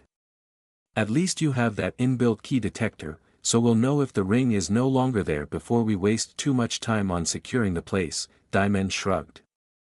Of course the damn ring has to be in the most difficult location possible, Zorian grunted unhappily. Just getting there will be an issue. Actually, I think I have a solution to both that and how to reach Blantyre in a reasonable time frame. Diamond grinned before throwing a rolled-up poster at him. Have a look and tell me what you think. Zorian caught the poster before it had time to hit his face, gave Diamond an unamused look because he was pretty sure his brother deliberately aimed the object at his head, and then unrolled it to take a look. It was a propaganda poster, basically. It showed a pretty picture of a weird-looking wooden ship that was apparently commissioned by the king of Aranhal, one of the larger nations in Zlotic. It was an airship, Zorian realized. An expensive, experimental airship designed by some of the best artificers in Aranhal as part of some kind of national vanity project.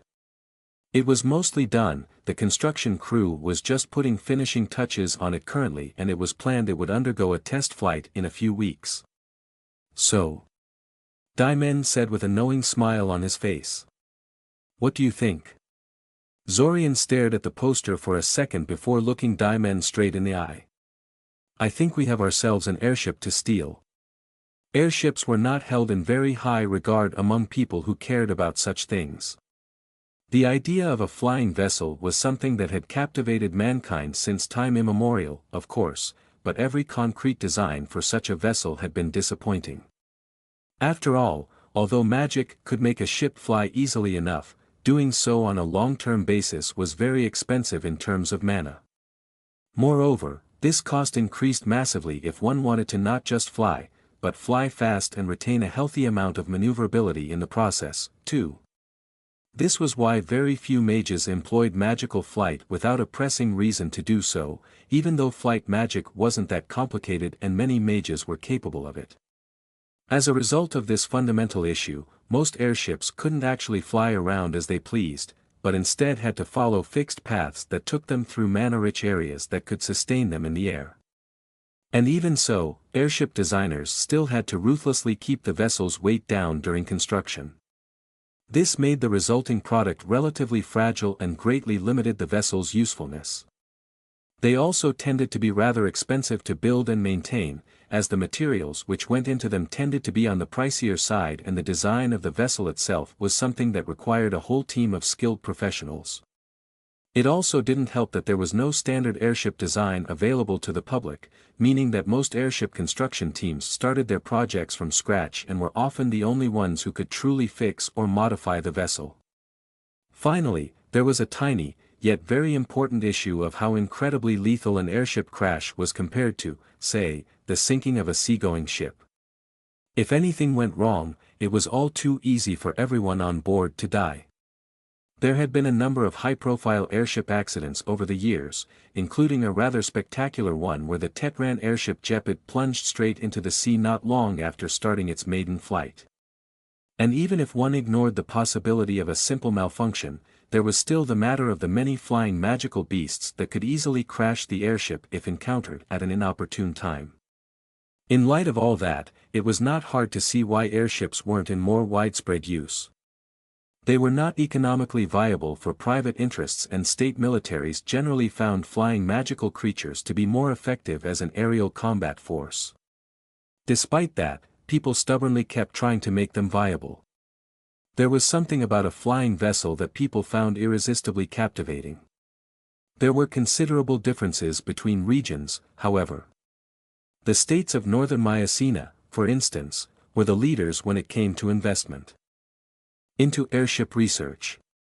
Due to the vast stretches of desert that surrounded them, the nations of Zlotic saw more potential in airships than Altasian ones. Building roads and railways in the inhospitable interior of northern Mycena was exceptionally difficult, and there were few population centers big enough to justify an expensive teleport platform. A free-flying, economically viable airship that could traverse the Zlotic desert would be a huge boon to whoever made it. Pearl of Aranhal, the airship Zorian wanted to steal, definitely hadn't been designed with economic viability in mind. No expenses had been spared in its construction. Although Zorian had not been able to find concrete numbers anywhere, the final price tag was rumored to be positively astronomical. The airship's capabilities, however, were said to be appropriately impressive for something that had so much money sunk into it. It was fast, maneuverable and surprisingly robust for an airship. Most importantly for Zorian, though, it boasted an experimental power core that allowed it to operate independently of ambient mana for long periods of time. After some discussion with Zack, they decided not to make a move on the airship in this particular restart, however. Half of the restart had already passed and they were already committed on many other fronts. Besides, due to Silver Lake's earlier inquiries, people were still paying close attention to them. Zorian still decided to look around a little to get a feel for what they were dealing with. Unsurprisingly, the airship was under significant protection. Not so much against thieves, since the idea of someone outright stealing the airship was kind of ridiculous, but against spies and saboteurs. The defenses were tight enough to thwart Zorian's casual probing, but he was confident he could get through them in time. It might take several restarts, but it would happen. The bigger problem, in his opinion, was that the Pearl of Aranhal required a crew of 10 in order to take off and land, which made the idea of 2 people stealing it somewhat problematic. He would probably have to wait for Zack to be able to cast the simulacrum spell before they could make the attempt. Another problem, though a comparatively smaller one, was that some small but critical pieces of the airship hadn't been installed, and possibly not even made yet. Zorian was confident he could manufacture and install these components himself, but he would need access to the relevant blueprints first. Once upon a time, one of my ambitions was to examine a train to see how its engines work, Zorian thought to himself nostalgically. Now I'm casually planning how to steal and analyze an experimental airship in my free time. Even taking the time loop into account, it's still amazing how far I've come since then. I wonder what my old self would have said to something like that. That, of course, was something impossible to answer. He shook his head and focused on more immediate matters. Currently, he was going to meet someone he hadn't spoken to for a very, very long time, Xenomir Algai, the old language expert he had once sought out to help him figure out what happened to him. Back then, he had been murdered by the invaders not long after talking to him, so he had reflexively avoided the man ever since, suspecting him a spy. However, none of his investigations of Abasan collaborators and cultists pointed to Xenomir being one of them. Thus, when Xenomir's name popped up while seeking out a translator that could help him with some of the documents he had acquired in Aranhal, he decided to pay him a visit. He even intended to drop some hints about the invasion while he was there, just to see if someone would try to murder him again because of it. Who knew, maybe Xenomir was part of some super-secret section of the invaders that other members didn't normally know about. As he approached Xenomir's office, though, he suddenly stopped when he felt a familiar presence. A bunch of cephalic rats were lingering in the area, hidden inside the walls. The swarm quickly withdrew their telepathic probe when they noticed his mind was well shielded, but Zorian was practiced enough at mental shielding that even the faintest of mental attacks could not escape his notice. He frowned. If cephalic rats had been loitering around Xenomir's office back when he had visited the man, it was no wonder that Zorian had ended up being a target. That only raised another question though: why were the cephalic rats paying attention to Xenomir? The man was somewhat famous as an incredible polyglot and language expert, but that shouldn't be of much interest to the invaders. After some thought, he decided to leave the cephalic rats alone for now. He knocked on Xenomir's office door and waited. He waited for nearly 15 minutes. Apparently he had arrived at a somewhat bad time, since the old teacher was talking to someone already. Another student, Zorian eventually realized. He took a quick peek at the student's mind to make sure he was not connected to the cephalic rats and found out that he wasn't. He was just a student that had picked Xenomir as his mentor and was now arguing with him over something. Zorian didn't linger inside his mind long enough to find out what, as he disliked invading other people's privacy with his mental powers unless it was truly necessary.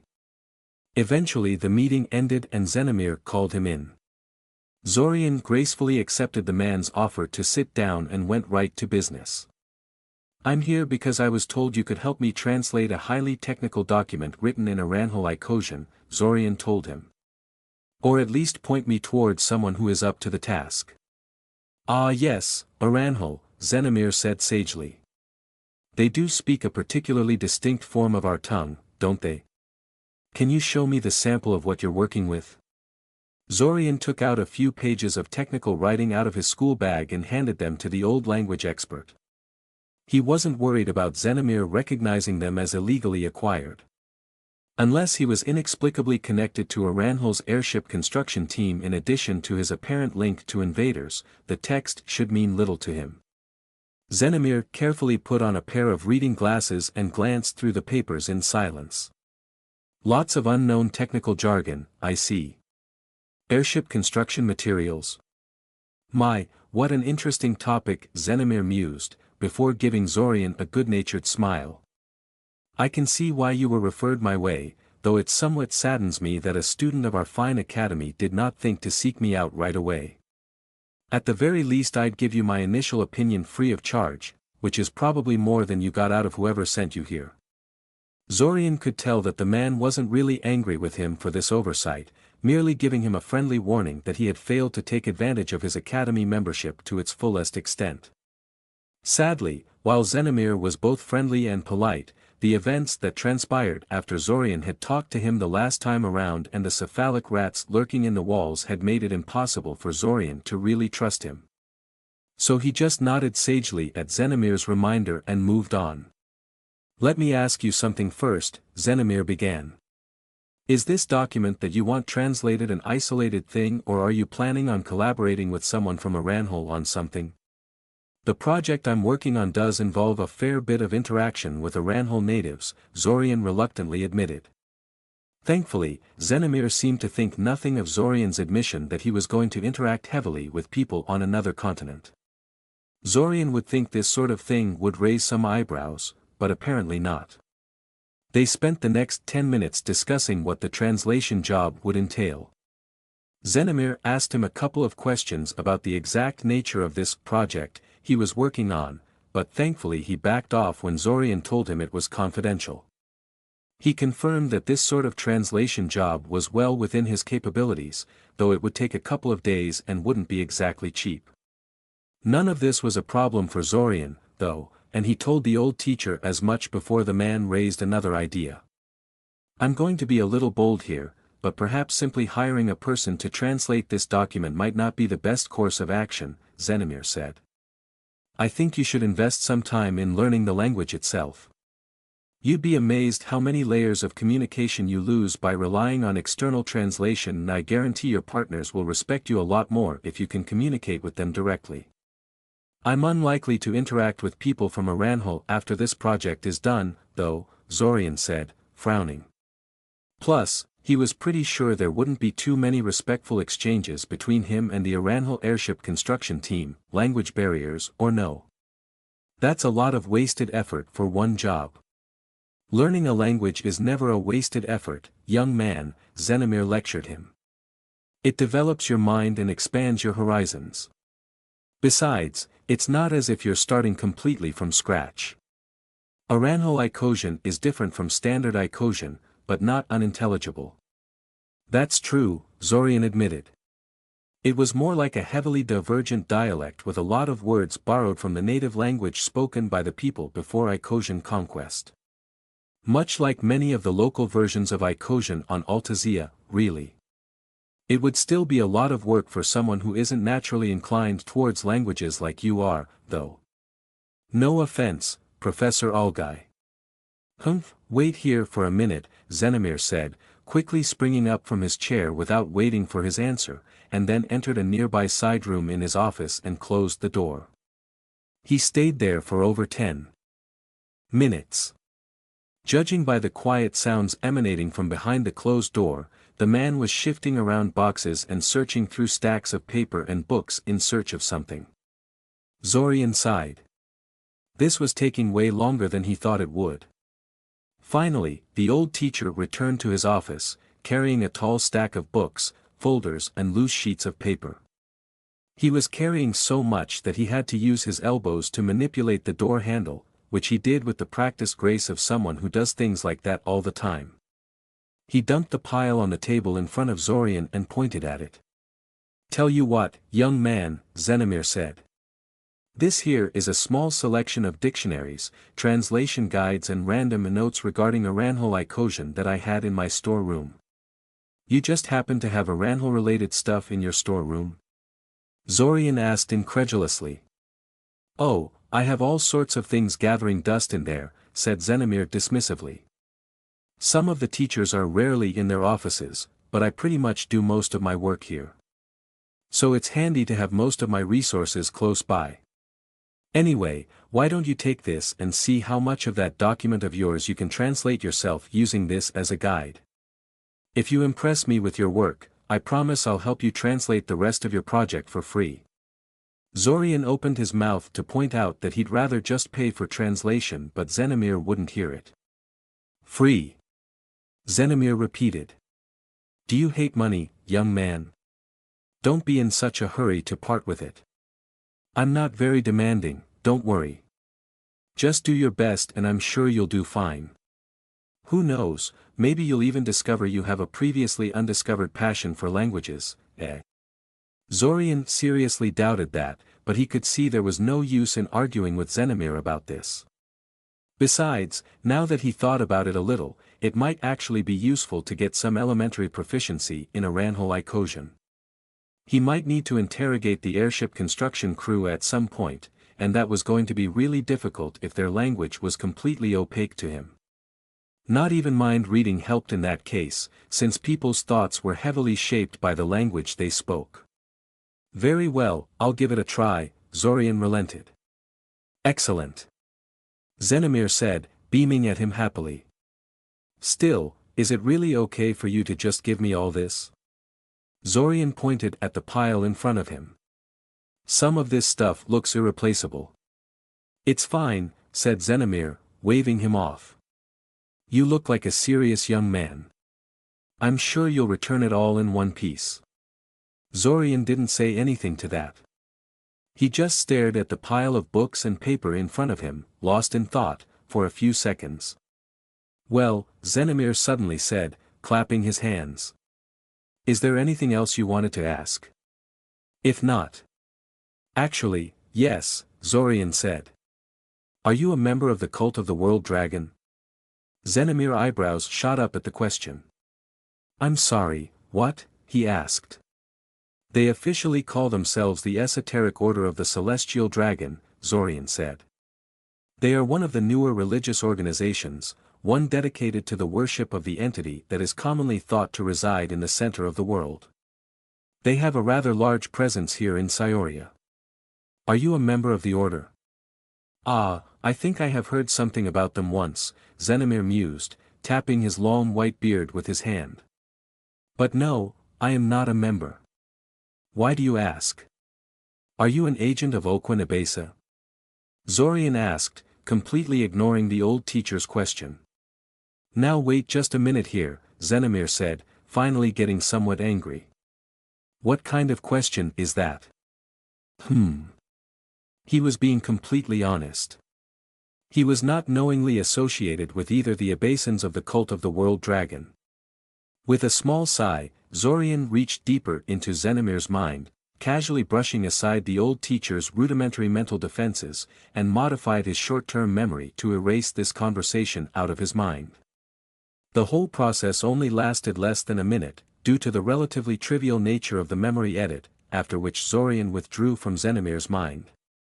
The old teacher blinked a few times, gradually shrugging off the mental daze that Zorian placed on him so he could work in peace, before giving Zorian a surprised look. What happened? He asked. You kind of dozed off for several seconds there, Zorian said, pretending awkwardness. Ah. I guess old age is finally catching up to me, Xenomir said ruefully, shaking his head. Where were we, again? Actually, I think we're kind of done here, Zorian said. But first, let me ask you a somewhat strange question. Do you have any idea why someone would want to spy on you? Spy on me? Xenomir asked incredulously. Why no, I have no idea why someone would want that. Frankly, I wish more people would be interested in my work. If someone wanted to know more about what I do, why, all they have to do is ask. I'll cut straight to the chase, then, Zorian said. Due to some exotic inborn abilities that I happen to know that there are rats lurking in the walls around your office. And not normal rats either. Ah, now that is quite concerning, said Xenomir. He sat down in his chair and frowned. He tapped on his beard a few more times, deep in thought. Rats in the walls. After a minute or so, Xenomir slapped his palm against the table, scaring Zorian back into attention. Aha! Xenomir said triumphantly. I've got it, I think. I don't think these rats, if they are indeed spies as you suspect, are here for me. As it happens, the headmaster's office is very close to mine. The headmaster is rarely in it, but a lot of visitors and academy documentation passes through the place. Zorian had to agree this did make a great deal of sense. As a place of such importance, the headmaster's office was probably protected by heavier and more sophisticated wards and other defenses, but the corridors approaching it might have been overlooked due to cost-cutting and such. He would have to take a walk through the academy to see if there were other places that cephalic rats linger as they did here. Of course, this will have to be reported. Xenomir's shoulders suddenly sagged. I can already sense a headache coming. So much paperwork. I don't suppose you could exclude me from the report? Zorian asked. He would mind wipe him again if he had to, but he would rather avoid doing that. I might as well, Xenomir sighed. He apparently didn't have a single suspicious bone in his body. No reason for both of us to suffer. Though I have to ask you to keep quiet about this, or else the academy might go after you for ruining its reputation. Zorian assured him that he had no intention of spreading this around, picked up the stack of books and papers the man had given him and then left. Instead of exiting the academy immediately, though, he took the extended route that saw him passing next to the headmaster's office a couple of times. It turned out that, yes, all approaches to the headmaster's office had cephalic rats lurking in the walls. It seemed that Xenomir's theory was very much correct. Well.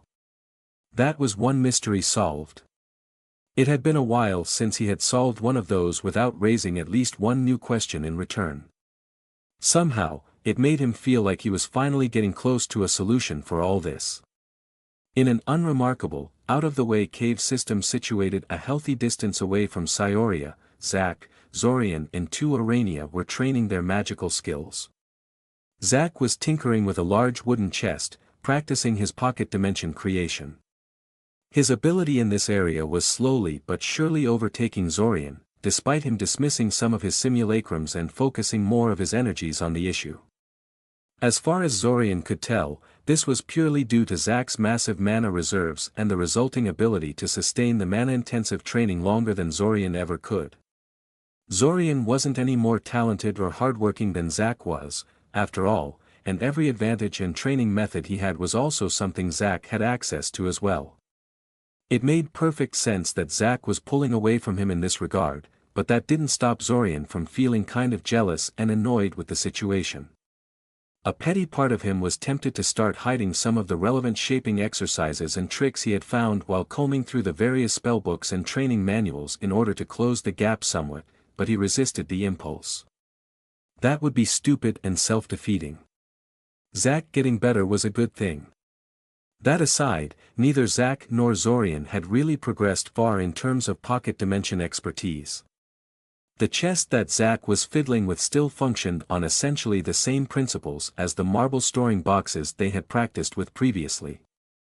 It was the simplest form of pocket dimension, which involved expanding the available space inside a container.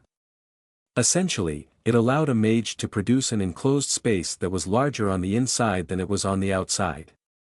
There were a lot of limitations involved with this procedure. The pocket dimension required mana to keep existing, so such an item could only be stored in areas where ambient mana was abundant enough to sustain them. Or be provided with an inbuilt power source of some sort. A complicated, fiddly spell formula had to be embedded into the walls of the container, or else the space expansion would expire after less than a day, just like any other spell. Finally, the weight of the object inside did not disappear, so a chest with several tons of rock inside would still weigh several tons, no matter how small it looked. Of course, weight concerns aside, cramming too much stuff into your pocket dimension container isn't a good idea to begin with. If the container is damaged, the pocket dimension anchored to its interior would immediately fall apart, forcing the contents back into mundane space. Typically, this meant the pocket dimension would explode, showering everything around it with high-speed shrapnel of its former contents. For this reason, it was also a good idea to make the container as sturdy and damage-resistant as possible.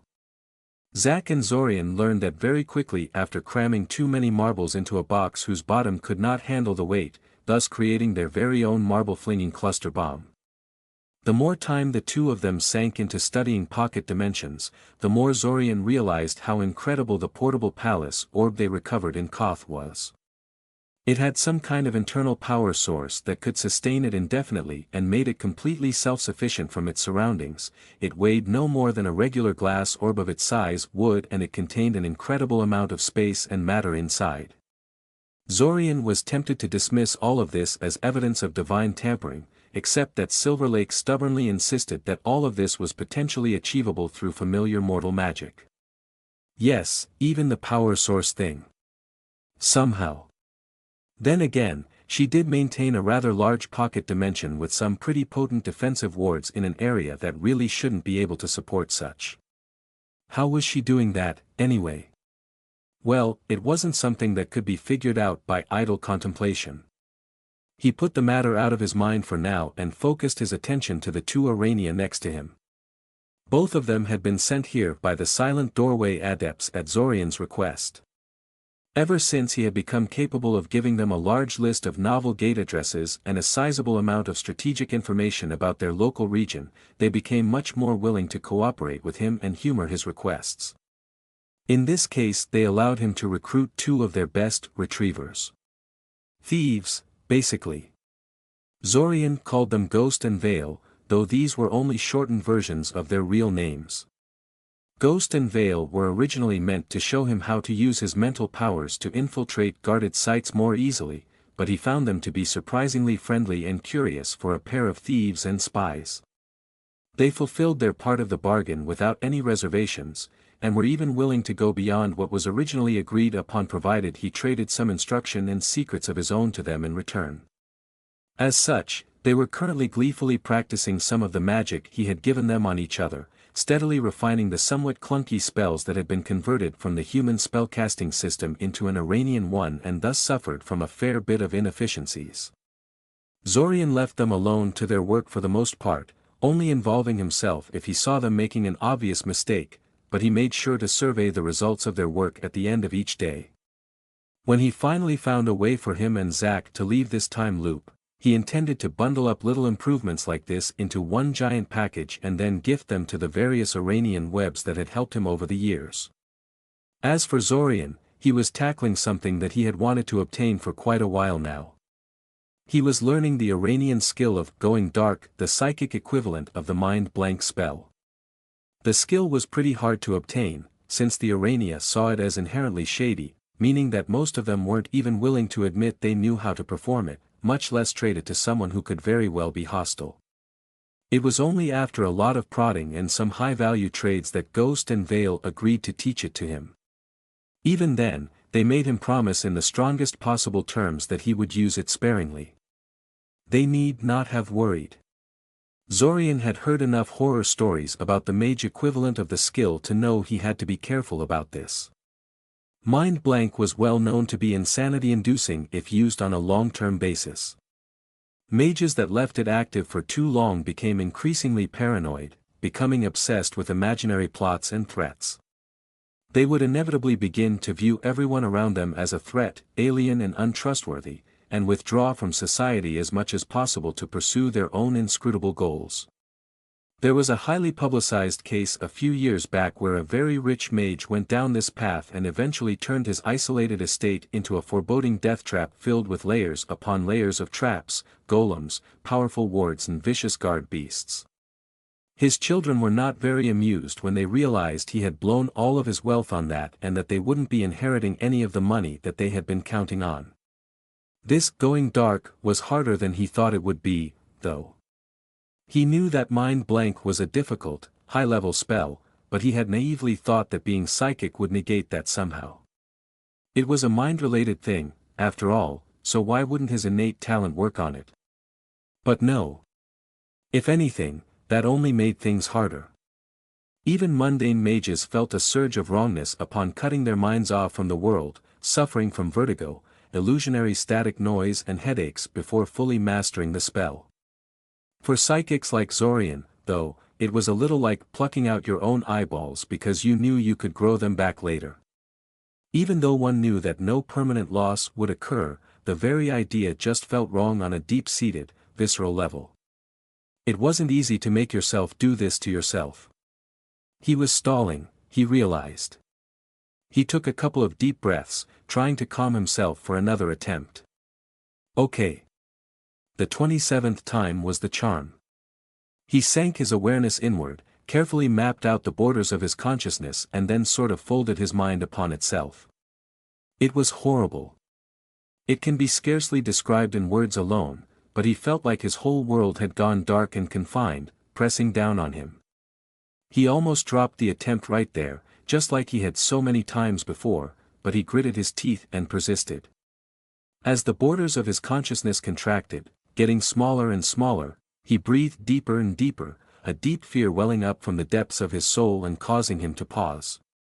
He had an unreasonable, unexplainable feeling of being entombed alive, imprisoned in a cage made out of his own flesh and skin, and it took him an unknown amount of time to take that final step. With one last, desperate push, his mind finally finished folding upon itself and stabilized. The sense of wrongness was still there, but muted and manageable. Everything seemed so unnaturally quiet all of a sudden, even though nothing in his surroundings had really changed. Well, okay, that wasn't entirely true. Ghost and Veil had stopped casting spells at each other and were looking at him with interest. "You did it," Veil said excitedly. She was using a vocalization spell instead of resorting to telepathy, since Zorian's current status kind of prevented that. "Amazing. I thought it would take you at least another 30 tries. "It's not that amazing," Ghost said dourly. "It's a decidedly average progression for someone of his level of skill." "He's a human, though," Veil objected. "I don't think it's fair to judge him by our standards." "You're right. We should be even stricter," Ghost said. "After all, he's not nearly as reliant on his mental powers as we are." "I'm right here," Zorian complained. "Don't listen to this killjoy," Veil told him. "Just enjoy knowing that everything will be a lot easier from now on. The first time is always the hardest. Oh, and you should be extra careful about not shutting yourself from the great web for too long during these initial steps.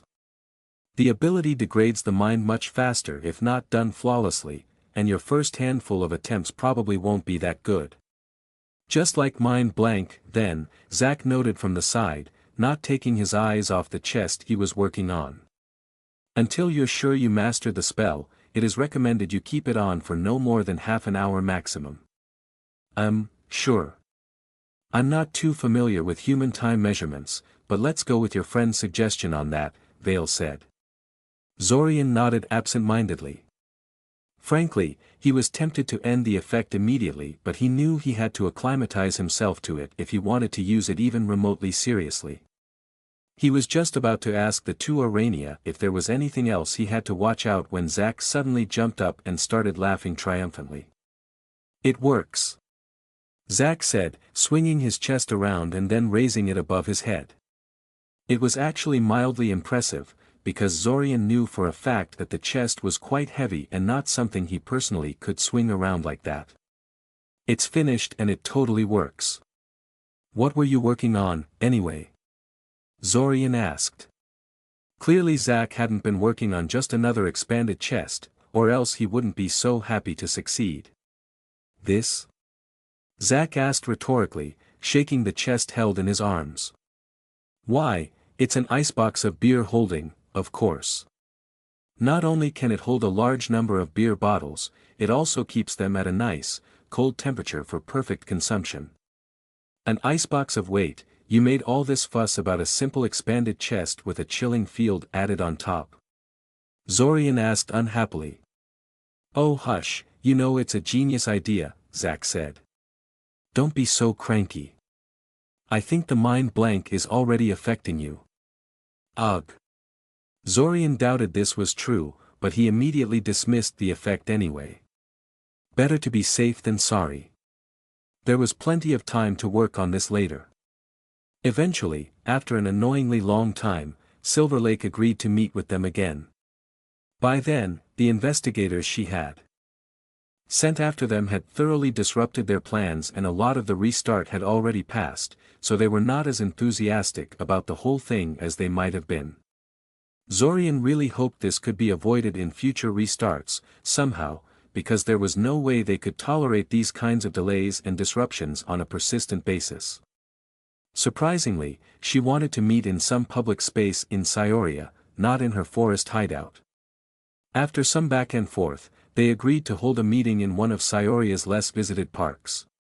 There would be some minor danger of being overheard, but it was likely that anyone that did hear them would dismiss them as speaking nonsense. You've put me in a very unfavorable position, Silver Lake told them the moment they met. I think I believe you about this month endlessly repeating itself, as crazy as that sounds, but that means that I basically have no leverage against you whatsoever. You can promise to pay me back in all sorts of ways, but I have no means to enforce any of that. Even if I feed you truth potions and decide you sincerely mean to honor your promises, who's to say you won't ever change your minds in the future? If you decide to renege on your side of the deal, I will never know. So what's your decision, then? Zorian asked. There was nothing he could say to make her feel better about that. What else? She laughed. I'll work with you and hope you're not planning to screw me over. What other choice do I have? We were worried you'd ask to put us under a haze, Zack admitted. It was a reasonable fear. Forced magical oaths were one of the things witches were infamous for using. Hayas have limited usefulness these days, Silver Lake said, shaking her head sadly. They were feared once upon a time because mages were comparatively rare and often had a very limited selection of spells at their disposal. In those times, finding someone who could lift a Hayas placed on you was legitimately hard. These days you can just walk into your local mage guild branch and hire someone to get rid of it within a few days. Placing a Hayas on you would just create resentment. No, I'm afraid I'll have to use the carrot and the poison strategy. Isn't that supposed to be the carrot and the stick? Zorian tried. We just established that I don't have much of a stick when it comes to you two, no? Silver Lake said. So I can't really counterattack, but I can make myself a poisonous pill to swallow. Incidentally, I would like to point out that I have made myself immune to all truth potions I know of and that my mind has been rigged to collapse should my mental defenses ever be violently shattered. This is something I did long before I met you two, so even attacking me first thing in the restart won't negate it. Just an interesting tidbit, you know. Yeah, we know, Zack said with exasperation. Subduing you and trying to forcefully get your secrets out of your mind would be a total chore and take way too much time, so we better ask nicely. Exactly, Silver Lake nodded happily. So what's the carrot part of the deal? Zack asked curiously. I am an alchemist of incredible skill and I have lived for a very long time. I know how to make many wondrous potions and know incredible secrets, none of which I can be persuaded to share with you in less than a month's time. At the very least, I am confident that you'll seek me out eventually for my secret of how to stop aging and restore your youth. I know, you're in the prime of your life now and old age seems distant, but when your body starts to fail and your mind dims, I am confident you'll become interested to discover what I know about the topic. She paused dramatically for a moment. Of course, if you were really smart, you would strike while the iron is hot and come to me while you're still young and I haven't worked out how to get these blasted eggs on my own. That way I won't think you're desperate for a solution and you'll have lots of things that interest me. You'd be able to get a much better deal that way. How do you know we won't be able to figure out such a thing ourselves? Zack asked. What, You think youth potions grow on trees or something, she scoffed. This is something that takes an absolute master of alchemy to accomplish. You may be decent enough in comparison to your average alchemist, but it takes a lot more than that to tackle this kind of problem. Besides, you seem to be paying other experts to do your alchemical research and complicated work for you. That says everything about your future alchemical expertise, really. There was some truth in that. Zorian did have a healthy amount of interest in alchemy, but he liked spell formula better and it was impossible to focus on everything at once. Even in a time loop and with a small army of simulacrums running around.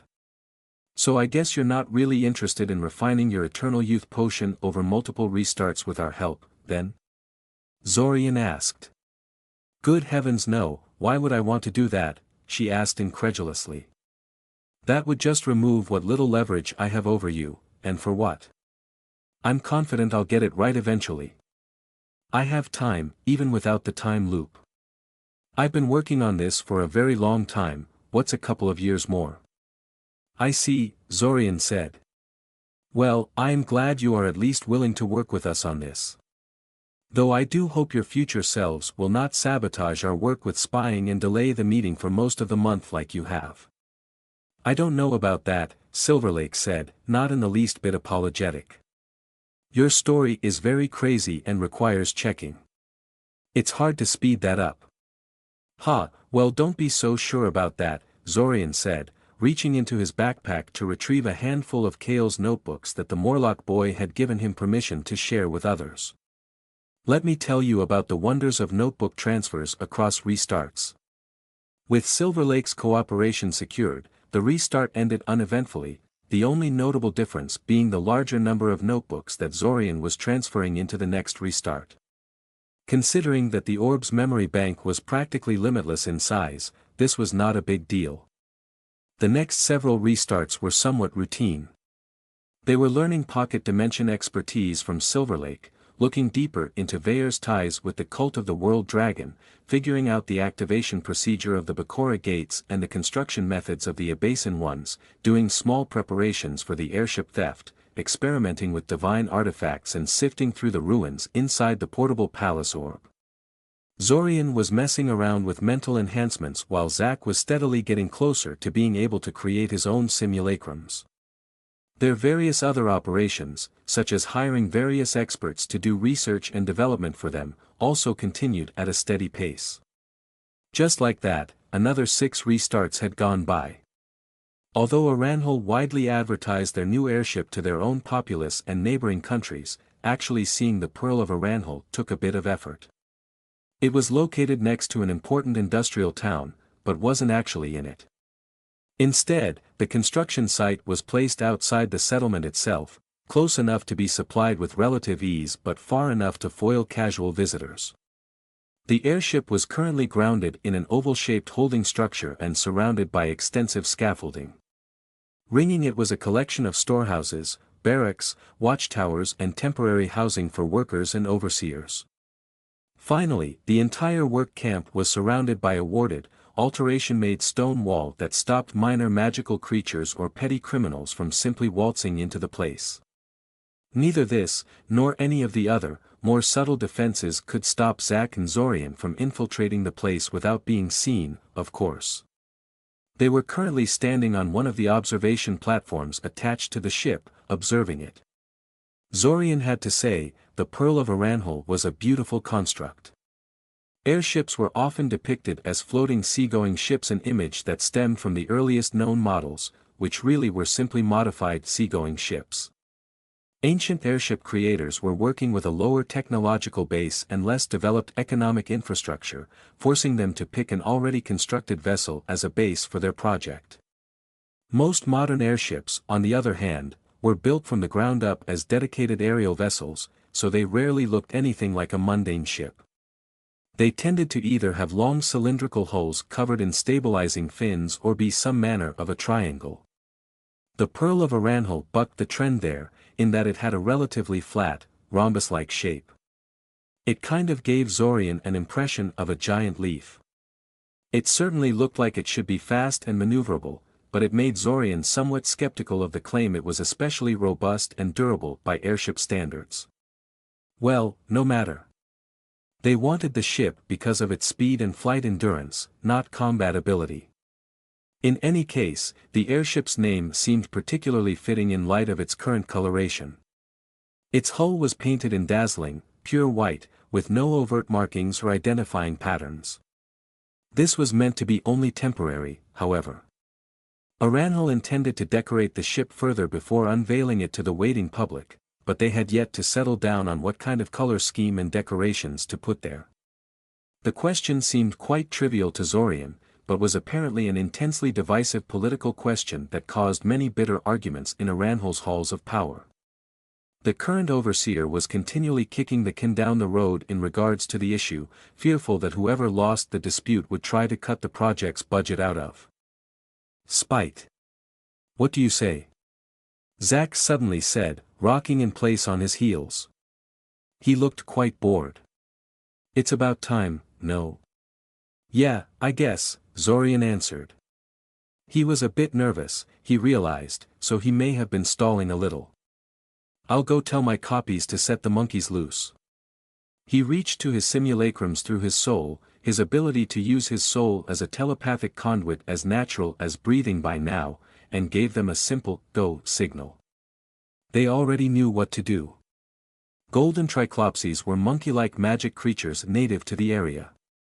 They had bright yellow fur, 2 small horns on top of their heads and an extra eye in the middle of their forehead.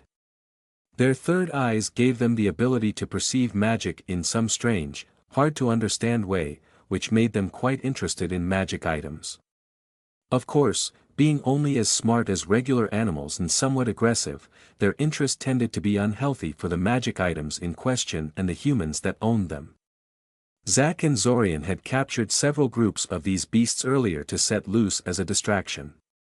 They were particularly good for this because the construction team had already had a number of smaller clashes with the local Triclops communities, and thus having a bunch of them making trouble in the base wasn't immediately suspicious.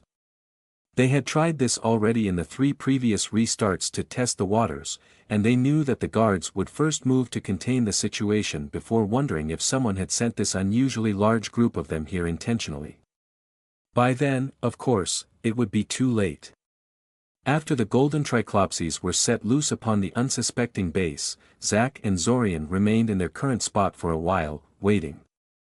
It would take a while before the creatures were discovered, the severity of the problem became obvious, and before the majority of the base's guards were mobilized to deal with them. Zorian monitored the situation through his simulacrums, whose senses he could tap into with ease. His studies of the cephalic rat swarms and the god-touched hydra living in the portable palace orb had done much to improve his ability to coordinate with his simulacrums. They weren't quite a single mind yet, but he probably didn't want that to begin with. Zack also had simulacrums present in the base. He had only managed to get them working recently, so they tended to have far more quirks and differences from the original than Zorian's own did. However, they needed those simulacrums if they wanted to steal the ship, and it was pretty unlikely any of them would go insane and try to kill them, so whatever. There, Zorian eventually said. Everyone who was going to get pulled to deal with the monkeys is gone. It's now or never. Finally, Zack said. He didn't say anything else, instead opting to jump down from the platform. Zorian followed after him with a sigh, giving the simulacrums the signal to drop whatever they were doing and converge on the ship. Even Zack's simulacrums, since his fellow time traveler seemed to have forgotten about his copies in his hurry to get to the action. Or maybe he just expected Zorian to take care of that for him. It was actually easier for Zorian to coordinate Zack's simulacrums than it was for Zack himself, due to his lack of easy telepathy. Though, since Zack and his simulacrums were largely identical in mind, it should be quite possible for him to use telepathy to communicate with his copies with ease, even if he wasn't a natural mind mage like Zorian. He made a mental note to talk to Zack about that later. Zack, Zorian and their simulacrums surged forward, pushing past the shocked technicians and civilian staff and disabling any armed resistance they encountered. Zack and his simulacrums broke down the scaffolding and the anchor beams that were holding the airship locked down while Zorian and his simulacrums went about installing the missing airship components and ejecting anyone that remained inside the ship. It went surprisingly well. Zorian was a little worried, since they were making this attempt only a few days into the restart and the preparations had been made in a considerable rush. He'd had to take a potion of vigilance and miss a night of sleep entirely in order to finish constructing everything in time, so he was technically doing this while staying awake for more than 24 hours. They only had two significant complications. One was that some of the soldiers inside the ship had barricaded themselves inside a storage room and placed high-level mental wards on themselves after they figured out how Zorian was overrunning the crew so easily. Since Zack and Zorian couldn't use anything too destructive for fear of damaging the ship, this made the resulting situation a bit of a chore to resolve in a timely manner. Thankfully, the golem bodies of Zorian's simulacrums were capable of taking considerable abuse, so Zorian simply sent them in to swarm the soldiers with no regards to countering attacks. The result were two simulacrums with seriously damaged torsos and one that was missing both of his legs, but the problem was solved and the damaged simulacrums could still crew the ship just fine, though the legless one kept whining to Zorian about his predicament. The other was that once every simulacrum and missing part was in its place and they tried to take off, the airship wouldn't budge. It turned out that someone had installed an additional safeguard that none of the people Zorian had interrogated had been aware of, and Zorian was forced to frantically search for it while Zack repelled constant assaults on the ship from the reorganized Aranhali soldiers outside. Thankfully, Zorian eventually found the section the safeguard was in. Unfortunately, it was inside an engine regulation section, and integrated into it too deeply and too subtly for Zorian to remove it cleanly in the time they had left. Aranhali battlemages were no doubt going to start teleporting in any time soon, and then they'd be forced to abort the attempt. Thus, Zorian just torched the entire mechanism, allowing them to take off but permanently crippling some of the ship's engines. Now the airship was in the air, rapidly distancing itself from the construction site as it flew in the direction of the Zlotic interior. However, it was considerably slower than it should have been, and there was another Aranhali airship chasing after them in pursuit. Zorian had no idea how that airship had gotten on the scene so quickly. Maybe it had just happened to be in the area when they made their attempt. In any case, the two of them were currently in the main control room, trying to figure things out. While they had done their homework before coming here and had a rough idea of what operating the Pearl of Aranhal involved, it was one thing to have a theoretical knowledge of how something worked and quite another to actually put it into practice. "You know, this thing is harder and less exciting to pilot than I thought it would be," Zack said idly, poking and prodding the various levers and buttons on the control panel in front of him. "I do know," Zorian told him, a little grumpily. He was rapidly becoming aware of why Aranhali plans called for a dedicated navigator that would focus fully on charting a ship's course. He was so fobbing off this job to a simulacrum the next time they did this, "Just focus on keeping the flight engines running and be glad you're not in charge of navigation like I am. I'm not so sure your job is that much harder than mine, considering you wrecked half the ship in order to get us in the air," Zack remarked. "It wasn't half of the ship," Zorian protested. Zack laughed at him. "So easy to rile up," Zack said mirthfully. "Anyway, whoever designed this stuff should have really been pulled aside and told to cut down a little on the mysterious dials and counters. He should have put in some kind of magic panel or an illusion projector that would give you information in a more understandable form. Would that really be so hard? I think you have a skewed image of how easy that kind of thing is," Zorian remarked.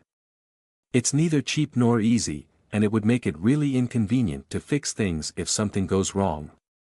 Dials and counters are simple to make and fix." "I guess," Zack conceded. "It's still annoying that we're not even able to see the Aranhali airship pursuing us. One would think that an option to see a pursuing enemy would be one of the core features put into a control room. I should be able to say I don't know, something like, on screen, and have an image of the enemy projected on these windows in front of us." He gestured towards the large, clear windows that offered a breathtaking view of the outside world. Currently they could see nothing except the clear sky and the distant horizon, which sounded a little useless, but at least it assured them they were flying straight, weren't going to ram into anything, and that the weather was pleasant enough to fly in. Pretty much what these windows were intended for, Zorian was sure. That would be kind of useful, actually, Zorian agreed. And while the airship itself isn't nearly so convenient. He quickly performed 3 different divination spells, created a large illusionary screen in the air in front of them and then cast the final spell to integrate all of these into a semi-unified whole.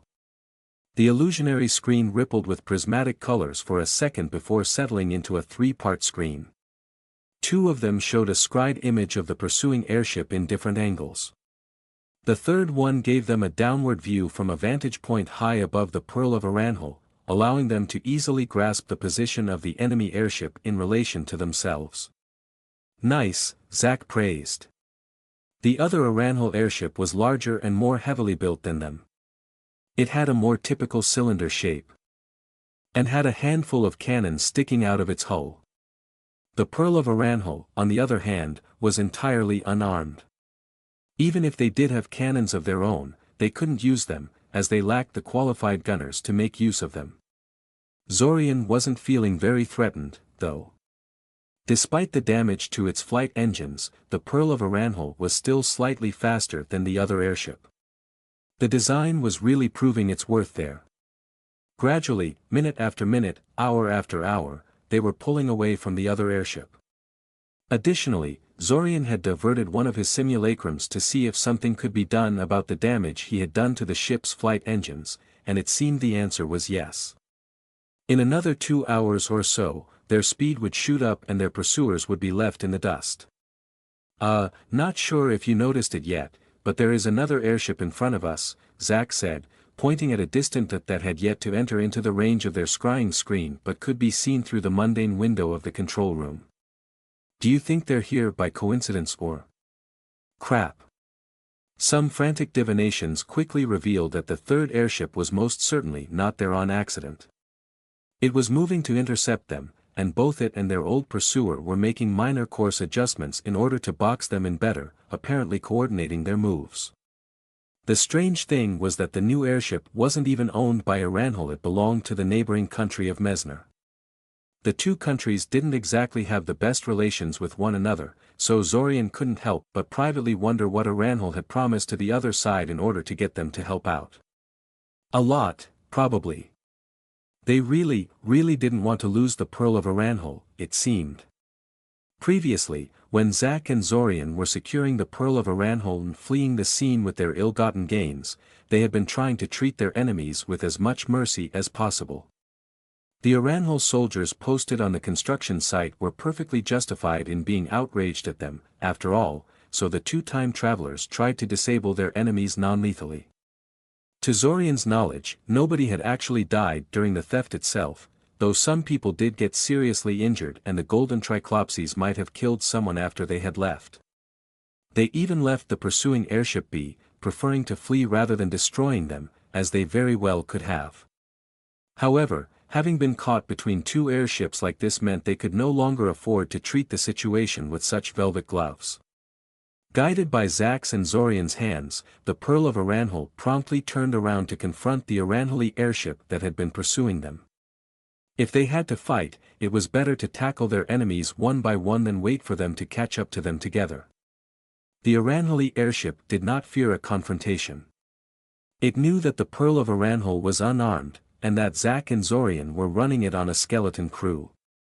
Thus, it simply continued onward towards them, silently accepting the challenge. It did not fire its cannons at them, though.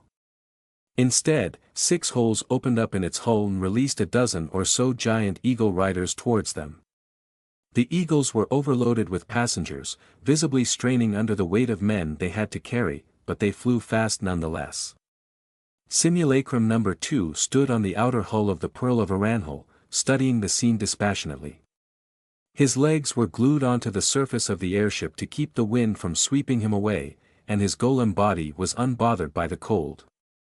After sweeping through the incoming enemy forces once, he sent his memory over to the original for study and then put them out of his mind. They weren't his problem. There were other simulacrums in charge of dealing with defense. His job was a bit more proactive. He flexed his hands and shook a little, just to make sure the previous battles hadn't left some hidden injuries on him. The golem bodies that the original had made for them had been perfected to such a degree by now that they felt completely indistinguishable from their original form. However, the advantages of the golem bodies came with a hefty downside. If they were ever damaged, it was very hard to repair them, requiring a lengthy and expensive process. Poor simulacrum number 4 was still legless, for instance, though number 2 agreed with the original that his whining got really old after a while. If a normal simulacrum had had both of his legs blown off, he would have dispersed from the strain. The guy should be grateful he even still existed, not complaining about missing limbs. His little checkup done, he calmed his mind and focused on the task at hand, counterattacking the Aranhal airship. They thought themselves safe because they thought their opponents had no weapons. But they were so very wrong. Simulacrum number 2 teleported to the enemy ship. Teleporting from one moving target to another was a tricky thing to pull off, and was beyond most teleporters, but it was entirely doable for Zorian, and therefore for his simulacrums as well. He couldn't teleport directly into the enemy airship, but he didn't have to. He teleported on top of the enemy airship's hull, disintegrated a few panels to create an opening for himself and then stepped inside. He didn't even try to hide himself as he advanced through the corridors towards the airship's flight engines. He didn't have the time, and he had probably been discovered the moment he made a hole in the hull, anyway. 3 armed crew members quickly found him. Halt! Stand dash! He was ready for them. A severing whip cut them to pieces before they could so much as fire a shot. He didn't even slow down.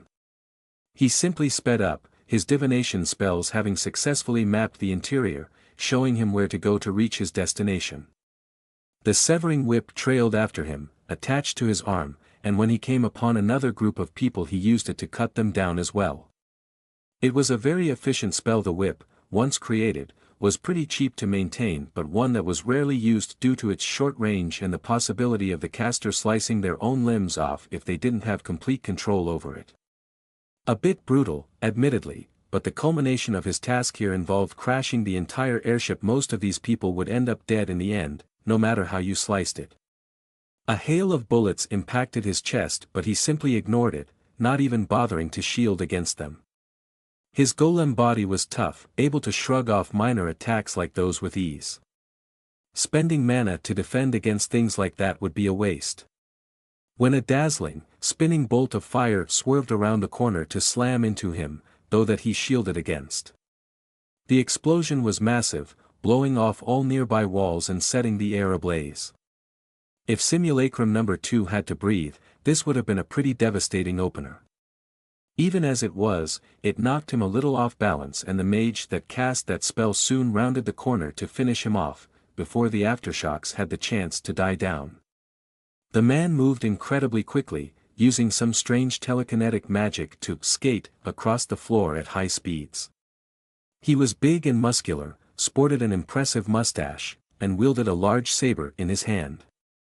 Not a weapon Zorian was used to facing, as most mages avoided close-quarter fighting if they could help it. The enemy mage immediately charged at the simulacrum using that strange skating movement magic, silent and grim. He swung the saber in his hands towards the simulacrum, its edge lighting up with an ominous red glow that made it clear he wasn't dealing with a simple steel blade. Number 2 admitted he had been caught off guard a little, but only a little. He performed a short-range teleport to get behind the man, avoiding his charge, and then fired a trio of attack spells at him. Instead of stopping and turning, however, the man skated along the walls and ceiling of the corridor, keeping all of his speed and momentum. He even used that strange saber of his to harmlessly dispel the first spell Zorian directed his way, a force lance that Zorian had sent at him in hopes of breaking his momentum by forcing him to shield. The simulacrum had to admit that was pretty impressive. The second spell, however, was a soul magic attack, a short-range wave of ghostly force that minutely disturbed the connection of the soul with its body, causing a wave of nausea and vertigo in those affected. The spell was weak, and it could be greatly attenuated by just about any shield spell, but since the man trusted his saber over a classical defense spell, he was hit by the wave at full blast. He stumbled for just a moment, but that moment of weakness was enough for Zorian to launch his third attack on him. The severing whip struck like a viper, severing the man's head from his shoulders in one fell swoop. Simulacrum number 2 stared at the dead body for a few seconds in total silence, before taking the man's saber for later examination and continuing on his way. He still had an airship to crash. The battle between the Pearl of Aranhal and the two opposing airships got increasingly heated as time went by. At first, the two attackers were aiming to recapture the ship mostly intact, and thus attempted to board them with soldiers and mages. However, when Zack and Zorian had sent their simulacrums to wreak havoc inside the enemy airships, trying to bring them down from the inside, and then repelled several boarding attempts despite their numerical disadvantage, that attitude began to change. They started firing their cannons at them, and then began lobbing increasingly deadly artillery spells their way, forcing Zack and Zorian to spend a lot of their mana on defense. When it became obvious that Zorian's simulacrum inside their airship could not be stopped, the Aranhali airship tried to ram them out of spite before going down sadly. They made the Pearl of Aranhal too well, allowing Zack and Zorian to maneuver out of their way long enough for simulacrum number 2 to destroy the enemy airship's flight cores and send it crashing into the ground below. Finding itself alone against them, the Mesneri airship then chose to simply flee. Unlike their Aranhal allies, they had no reason to pursue this to the bitter end. Zack and Zorian let them run, and simply breathed a sigh of relief before continuing on their way. Keeping a massive vessel like the Pearl of Aranhal intact in the face of double aggression had strained even them, and the airship had not gotten out of battle unscathed. Thankfully, none of the damage was critical, and further pursuers wouldn't be able to catch up to them. Indeed, for the next few days, they had been blissfully free of any enemy going after them. The fact that they were flying over the desolate, trackless desert that covered the interior of northern Mycena probably had a lot to do with that. The only dangers were an occasional pair of desert drakes that got too curious for their own good and tried to fly closer to check them out. It gave them quite a scare, because they had initially mistaken them for dragons when they had spotted them in the distance, but they were easy to chase off otherwise. A bigger problem turned out to be locating an accessible Bakura gate. They wanted to find one before continuing towards the Ziggurat of the Sun, to make it easier to gain access to the Ziggurat in future restarts. Unfortunately, the maps of known Bakura gates in the area turned out to be really outdated and unreliable. This area had been hit hard by the cataclysm, and almost no humans lived here anymore. Some of the gates were just gone, possibly destroyed in one of the many wars that had swept through the area as the desert spread northward. Or maybe they never existed, and the mapmakers had put them there based on faulty sources. Some were buried under the sand and gravel and thus unusable for their purposes. Some were there, but not quite in the area specified by the maps. The mapmakers had only known the general area where the gate was located and made an educated guess about the exact location instead of going there to actually check things. Apparently mapmakers had been less concerned about quality control in the past. A lot less. Still, they managed to find a suitable Bakura gate after 5 days of flying around the desert. The time wasn't entirely wasted. In any case, Zorian took advantage of his unrestricted access to the airship's internals to inspect it in detail. He also took some of the equipment apart to see how it worked before putting it back together again, although he was forced to stop when Zack complained he would break things even worse than he already had. In any case, once they had settled down on a Bakura gate to use, they grounded the Pearl of Aranhal in the area before re-establishing contact with Eldamar. Zack had left one of his simulacrums there, so he could open a dimensional passage for them the same way Zorian used to do, except that he couldn't contact his simulacrum telepathically through the soul, so they had to wait for a prearranged time of day instead of doing it on a whim. There were a lot of things they had to do back in Eldamar. First of all, they had to secure the cooperation of the Silent Doorway Adepts in order to obtain the password of the Bakura gate they had claimed. Their research into the method of operating the Bakura gate had greatly improved the speed and reliability of the Arania opening ritual, but they still needed the web's cooperation in order to make use of them. Thankfully, convincing the silent doorway adepts to ally with them was a lot easier these days. The perfected opening ritual and the many new gate passwords they had obtained over the restarts made their words carry considerable weight. It usually took only a few days before the silent doorway adepts were ready to work with them. Secondly, they had to organize an expedition towards the ziggurat of the sun. Since the place was a Solrotham stronghold, they couldn't just fly in there as they pleased. They had a brand new airship, but Solrotham could all fly.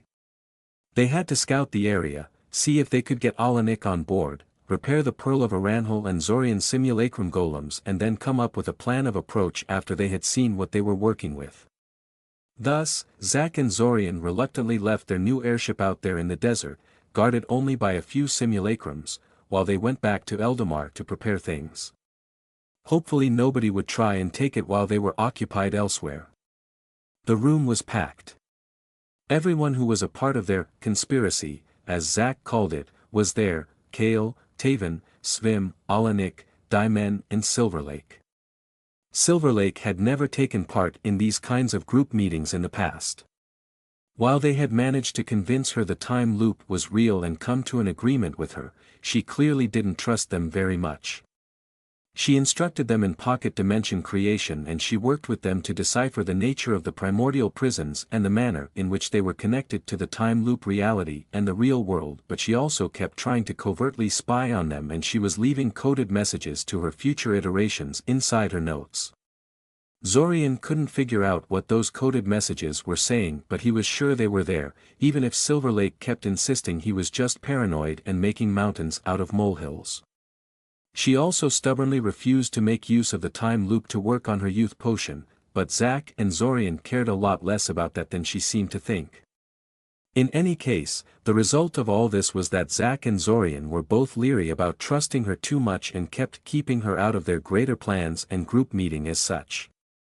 However, that kind of thing couldn't go on forever, and it was becoming obvious that waiting for Silverlake to find something encouraging in the notes of her predecessors was an idle dream. They could only hope that if they extended a little more trust towards her, even though she sure hadn't done anything to deserve that, she would eventually reciprocate. Besides, their plans for the current restart were extensive and important enough that it didn't feel right to exclude anyone out of the planning sessions.